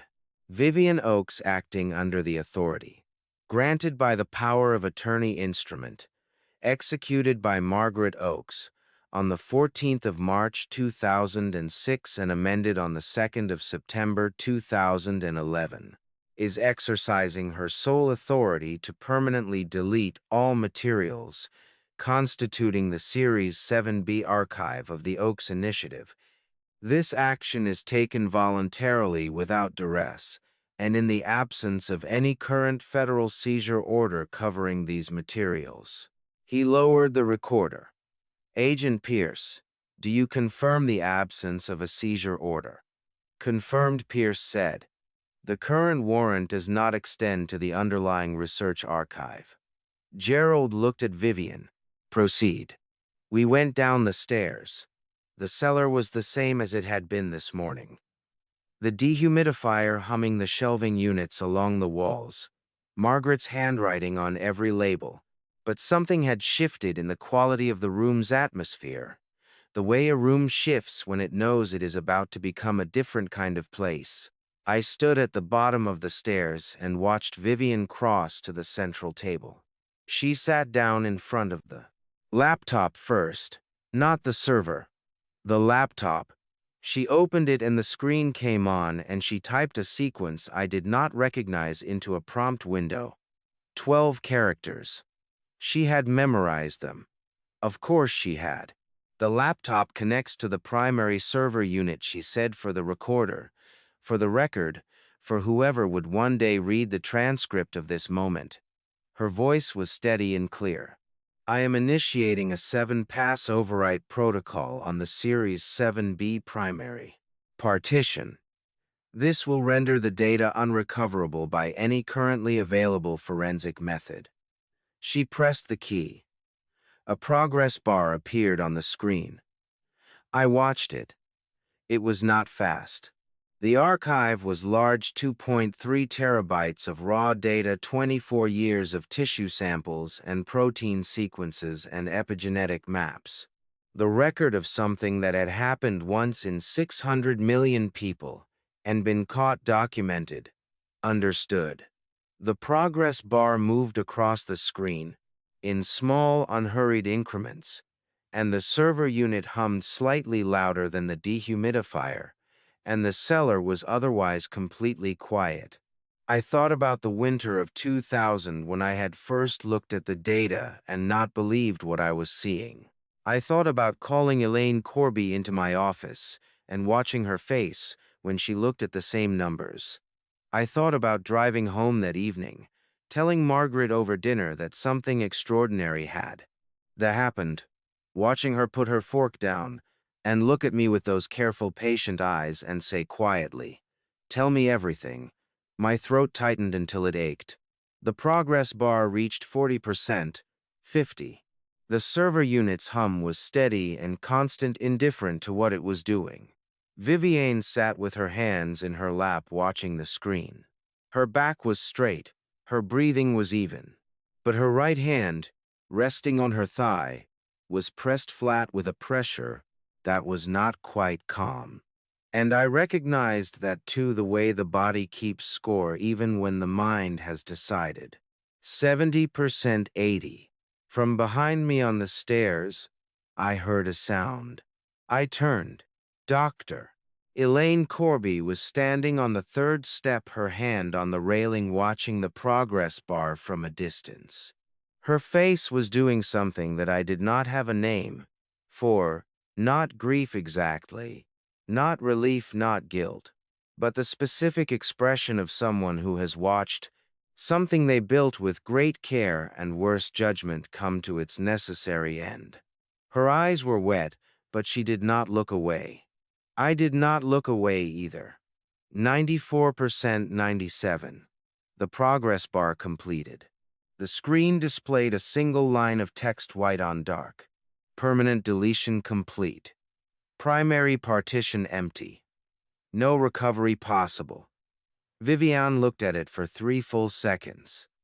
Then she closed the laptop. She turned around on the chair and looked up at me. Her eyes were dry. Her jaw was steady. But something in her face, in the space around her eyes, in the set of her mouth had changed, not broken. Settled, like something that had been held at tension for a very long time had finally been allowed to rest at its natural position. I stepped forward and put my hand on top of her head the way I had not done since she was a child, and she leaned into it exactly the way she had then. We came back upstairs, into a cabin that smelled of cedar and October and the particular stillness of rooms where important things have just been concluded. Agent Pierce was standing by the window.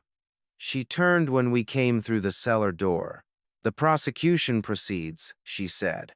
"The transmitted recording, the USB evidence, and Dr. Corby's 2-year cooperation file are more than sufficient.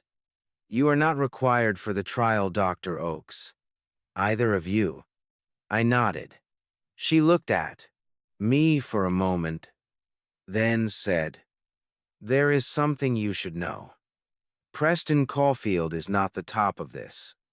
Nexagen's operation extends considerably further than one man and one intermediary. There are others involved, some of them in positions you would find surprising." She paused. "We have been building that case for 2 years. It is not finished." The October dark was pressing against the cabin windows now, and the ceiling light cast a warm, enclosed circle over the kitchen table where this morning's catastrophe had slowly, methodically become something else entirely. The cold hit me first. I had been inside. Since we arrived, inside the car, inside the cabin, inside the cellar, and stepping through the front door into the October night was like walking into a different version of the day entirely. The air smelled of dead leaves and damp earth and the faint chemical trace of vehicle exhaust. And above the tree line, the sky was a deep, clear dark with the first stars beginning to show at the edges. The agents had set up portable lights on the gravel track, and the scene in front of the cabin looked nothing like the quiet forest property I had arrived at 8 hours ago. 3 federal vehicles, 1 state police unit agents, moving with the purposeful efficiency of people working through a procedure. Off to the east, where the gravel track met the county road, a 4th vehicle had stopped, a white van with a satellite dish on the roof. Its side door open, a camera on a tripod pointed toward the property. Blake Fontaine stood beside it in a gray coat, a handheld microphone at his side, watching. I recognized him from this morning's broadcast on Nora Finch's phone. He was younger in person than he looked on screen, 32 perhaps, with the particular alertness of someone who has trained themselves to observe without visibly reacting. Vivian came to stand beside me on the porch steps. We did not speak. I watched the scene, and she watched the scene, and the night pressed in around the portable lights from all sides. Preston came out of the cabin side door flanked by 2 agents. His hands were cuffed in front of him, not behind, a small procedural consideration that I suspected was Gerald's negotiation, and he walked between the agents, with procedural consideration. His head level and his face composed in the way I had watched him compose it all afternoon. One of the agents spoke quietly near his left ear. The Miranda advisement. I could not hear the words from where I stood, but I knew them, the same words every arrested person in this country hears at the moment the law formally claims them, the words that mark the line between before and after. Preston looked straight ahead. He did not look at the cabin. He did not look at the camera lights which had found him the moment he appeared and now followed him steadily across the gravel. He did not look at Vivian. She watched him walk to the federal vehicle. Her arms were at her sides, her coat collar turned up against the cold, and her face was doing something I had not expected and did not know how to name. It was not relief. It was not satisfaction. It was not even anger, though she had every right to every one of those things. It was the expression of someone watching the end of something that was never what it appeared to be. A grief that belongs to a specific category, the category of mourning not what was lost, but what was never real to begin with. I stood beside her and did not say a word. Some things do not need words and cannot be helped by them. The federal vehicle's door closed. Fontaine raised his microphone and began speaking into his camera, his face turned toward the scene, his voice too low to carry to the porch. Tomorrow morning his report would correct this morning's report. The Chicago resident named as a person of interest would become the Chicago scientist whose research was the target of a federal fraud conspiracy. The narrative would reverse itself in the space of one news cycle, as narratives do, without particular acknowledgement of what the first version cost. I watched Fontaine work and felt something dry and complicated that was not quite bitterness and not quite understanding, but contained elements of both. Gerald came around the side of the cabin from where he had been speaking with Detective Stubbs near the state police unit. He climbed the porch steps and stood on my other side. "Cook County Clerk has been notified," he said quietly. "The guardianship petition is formally suspended pending review. It will not survive review." He paused. "Fletcher Vane's arraignment is scheduled for tomorrow morning in federal court. The wire fraud charges carry up to 20 years. I nodded. "And Stubbs?" I asked. "He'll write his report to reflect interagency cooperation." Something moved at the corner of Gerald's mouth, not quite a smile, the shadow of one. "His name will be on the right side of dot. This." Agent Pierce walked past the porch with 2 of her agents speaking in a low, rapid voice into her phone, her attention already moving forward into the next phase of what was clearly a much larger operation than anything that had happened in this cabin today. She gave me a single nod as she passed. Professional, clean, the nod of someone who has delivered what she came to deliver and is already working on what comes next. Vivienne turned and went back inside without a word. I waited another moment, watching the federal vehicle's tail lights disappear down the gravel track, watching Fontaine's camera follow them until the trees closed in, and then I followed her. The cabin was warm and quiet. The kitchen light was still on that enclosed circle of yellow warmth over the pine table. The cellar door was closed. Gerald's recorder sat where he had left it. Its red light finally darkened the transmission. Complete the record made. I pulled out the nearest chair to sit down, and that was when I saw it. It was on the table, partially beneath the edge of the pine surface where the licensing agreement had been, as though it had been there all along, and the afternoon's activity had simply obscured it. A small cream-colored envelope, the kind used for personal correspondence. Its flap sealed with the same dark wax I had seen on Gerald's envelope this morning. My name was not on it, neither was Gerald's. The front of the envelope read in Margaret's unmistakable, careful handwriting, two names side by side with an ampersand between them: Vivian and Raymond. I picked it up. It was light in my hand, one page, perhaps two. I stood at the kitchen table in the October quiet and held it and did not move. Vivian came back into the kitchen and stopped. She looked at the envelope in my hands, and I watched the recognition move across her face. Not surprise. Something slower and more internal, like a sound heard from a great distance, that gradually resolves into something you know. "That's her handwriting," she said. "Yes." She crossed the kitchen and sat down beside me, not across the table, but next to me, her shoulder close to mine. And I held the envelope between us so we could both see the front of it. Her name and mine side by side in Margaret's careful script. She imagined this, Vivian said quietly. She imagined us sitting here together. She imagined everything else I said. I don't know why this should surprise me. Vivian almost smiled. Then she held out her hand, and I understood she should open it. The authority was hers, and we both knew it. And I placed the envelope in her palm without hesitation. She broke the wax seal cleanly and unfolded 2 pages of cream notepaper covered on both sides, in Margaret's small, precise handwriting, and held them between us at an angle where we could both read. Margaret had dated it the 15th of August 2022, 2 years before she died, 3 years almost before this day.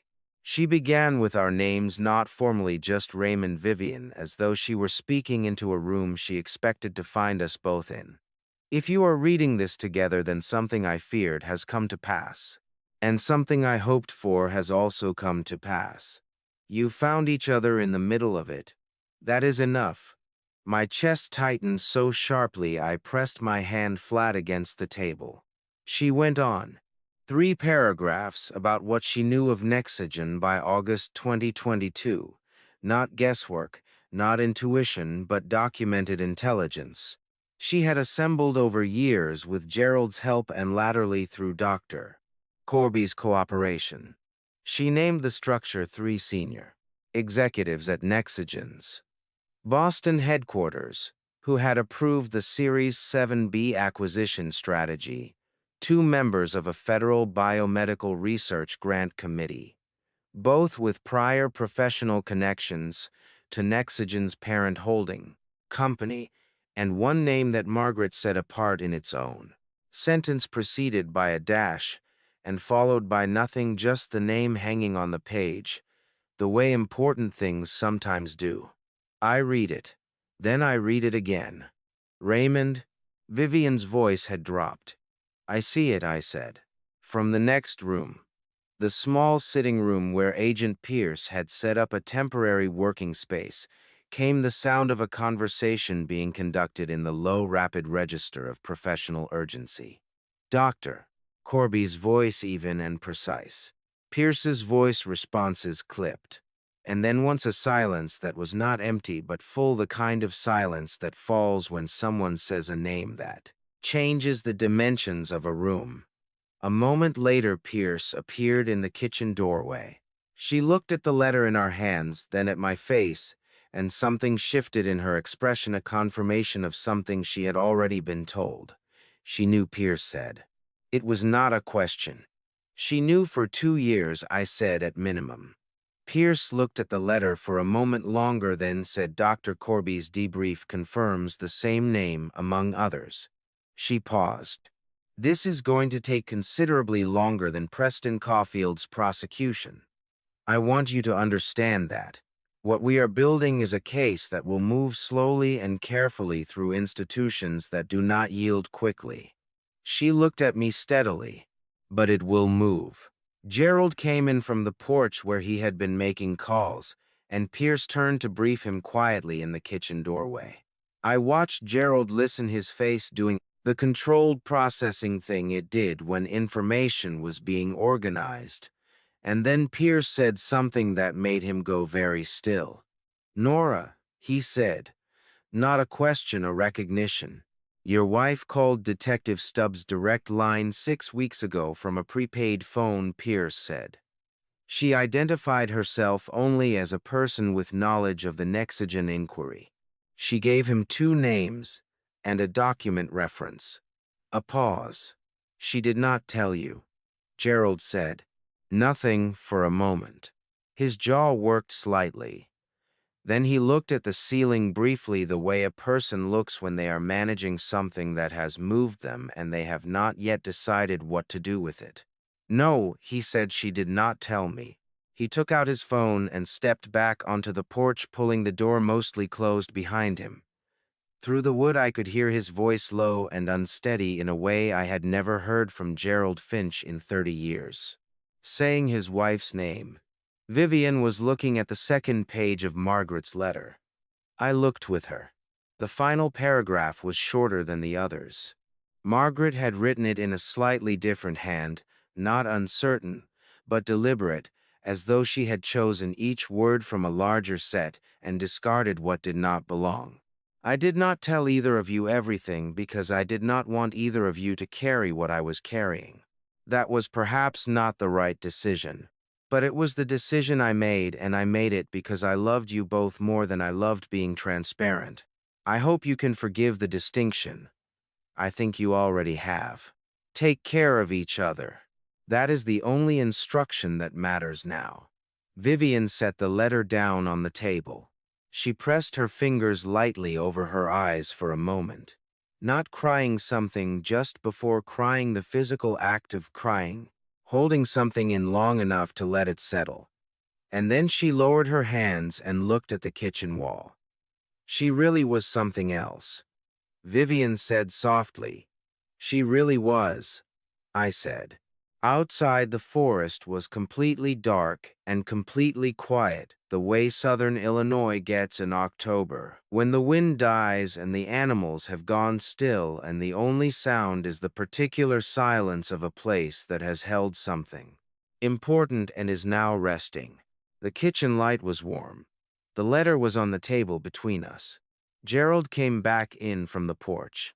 His eyes were bright, and he did not explain why, and neither of us asked.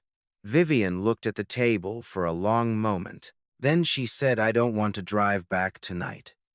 I woke before 5:00. The cabin was dark and very still, the kind of stillness that exists only in the deep country where there is no ambient light and no ambient sound. And the dark has a texture to it that city dark never achieves. I lay on the narrow bed in the cabin's back room, a room I had not been in since the late 1990s, when Margaret and I had brought Vivian here as a child, and she had run through the Oaks all afternoon and fallen asleep at the place aforesaid. Dinner table, and I listened to the silence for a long time before I got up. My back ached from the drive and the hours of standing and the particular exhaustion of a day that had required too many different kinds of attention. I moved carefully through the dark cabin to the kitchen, found the old percolator on the counter where it had always been, and filled it from the tap. The water ran cold and clear. Someone's maintenance arrangement. Nora's, probably through Gerald, had kept the pipes functional. I sat down at the kitchen table while the coffee percolated and looked at the letter. It was still there, where Vivian had set it, down the night before. 2 pages of cream note paper in the thin pre-dawn dark. Margaret's handwriting invisible at this distance in this light. But present the way certain things are present, even when you cannot see them directly, the way you know a coastline is there before you see it, from the way the light changes over the water. I turned on the small lamp above the stove. The kitchen came up warm and low. I did not read the letter again. I had read it twice the night before, and I knew it well enough that reading it a third time would have been something other than reading a kind of conversation with a person who could no longer answer. I just let it be on the table in front of me, and I let the coffee finish, and I listened to the forest outside the window beginning its slow creaking adjustment to the approach of dawn. I had been sitting for perhaps 20 minutes when I heard Vivian's footsteps on the back room floor. She appeared in the kitchen doorway with a wool blanket from the back room wrapped around her shoulders and her hair loose, and she looked in the lamplight startlingly young.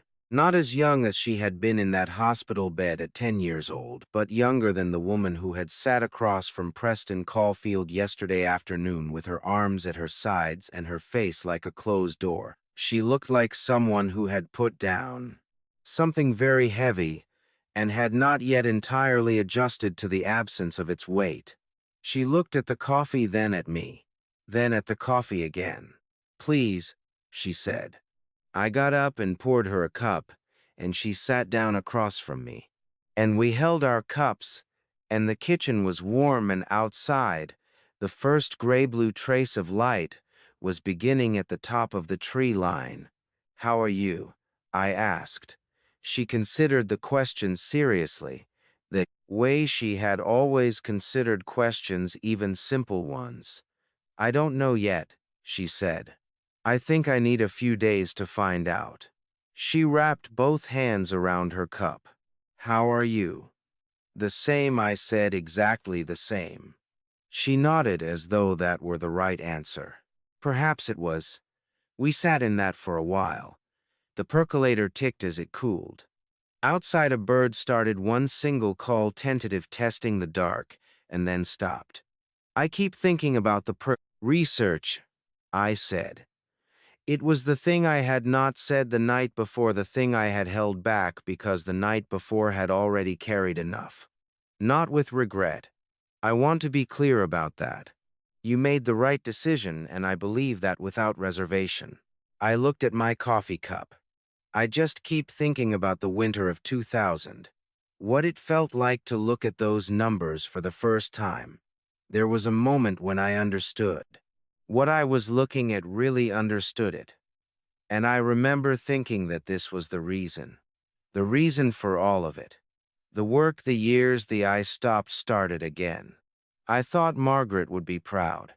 Vivian looked at me across the table. Her eyes were very steady. "She was," she said. "She told me. When I was in college, before she gave me the letter, when we were just talking the way we used to talk when you weren't home. She said your work was the most extraordinary thing she had ever watched up close." She paused.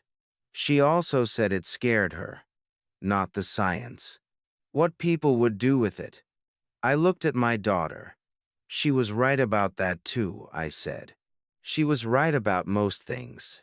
Vivian's mouth moved into something that was finally a smile, small and honest, and without the weight of the day behind it. "It's a little exhausting, honestly." I laughed. It came out of me the way laughter comes. When you have not laughed in a long time and your body has forgotten how to do it quietly. Too loud for the small kitchen, slightly surprised at itself. Vivian laughed with me. And for a moment the cabin held the sound of it, and then let it go, and the kitchen settled back into its warm quiet. Gerald appeared in the doorway in his coat, already dressed, his phone in his hand. His face was different from the face he had worn all day yesterday. Something in it had been restored, or perhaps returned to a position it had been displaced from for a long time. He looked at the two of us at the table and did not say anything. But the look on his face was the look of a man who has seen something he was not sure he would get to see. "Nora sends her love," he said to both of you. I nodded. Vivian raised her coffee cup slightly in acknowledgement. Gerald put his phone in his pocket and moved to the window and looked out at the tree line where the gray-blue of pre-dawn was sharpening now at the edges, the sky beginning to differentiate from the land. The oaks held their last October color against the coming light copper and amber and a deep saturated gold that would not last another week. I stood up from the table and went to stand beside him. We did not need to speak about what had happened. It was all in the record on Gerald's encrypted server and Pierce's files in the Cook County court system in the federal prosecutor's office that would spend the next several months building the case that Margaret had spent years making possible. It would move slowly. It would be complicated. Some of what she had documented in her letter would come to light, and some of it would be absorbed into the long, imperfect machinery of institutional accountability and emerge changed. That was the nature of these things. She had known that too, but it would move. Pierce had said so, and I believed her. I thought about my wife not as she was in the video, not as she was in the letters, but as she was on an ordinary evening. Any evening, her reading glasses pushed up on her head looking slightly left, while she ordered her thoughts about to say something precise and true. I held that image for a moment and then I let it rest the way you learn to let things rest when you have carried them for long enough to understand the difference between holding on and honoring. Outside, the first true light came up over the Shawnee tree line. Not dramatic, not sudden, just the slow and certain brightening of a sky that had made this decision long before any of us were awake to see it. The oak stood gold and still in it. I watched until I could see the individual leaves. I spent 60 years believing that if I worked hard enough, planned carefully enough, I could protect the people I loved by carrying everything alone. I was wrong. My wife saw what I could not see. My daughter acted where I hesitated. And somewhere in the quiet of that Shawnee morning I finally understood what I should have understood decades earlier. God does not give us the people we love so we can shield them from life. He gives them to us so we can face life together. These grandpa stories are not easy ones, but they are honest. If there is any advice I can offer from my own family story, it is simply this: do not be like me. Do not wait until the crisis arrives to tell the people beside you what they mean to you. Do not carry the weight alone and call it protection. Trust is not weakness. Silence is not strength. That is my personal belief, and 60 years of living have only made me more certain of it. If this grandpa story's entry stayed with you, if something in this family story reminded you of someone you love, leave a comment below and tell me. Every story shared here grows because of you. Share this with someone who needs to hear it. And if you haven't already, please subscribe so we never lose each other in the noise. Thank you sincerely for staying with this family story all the way to the end. It means more than you know. Note: the stories ahead contain fictional elements crafted entirely for reflection and understanding. If that is not for you, no hard feelings. Choose what feeds your soul.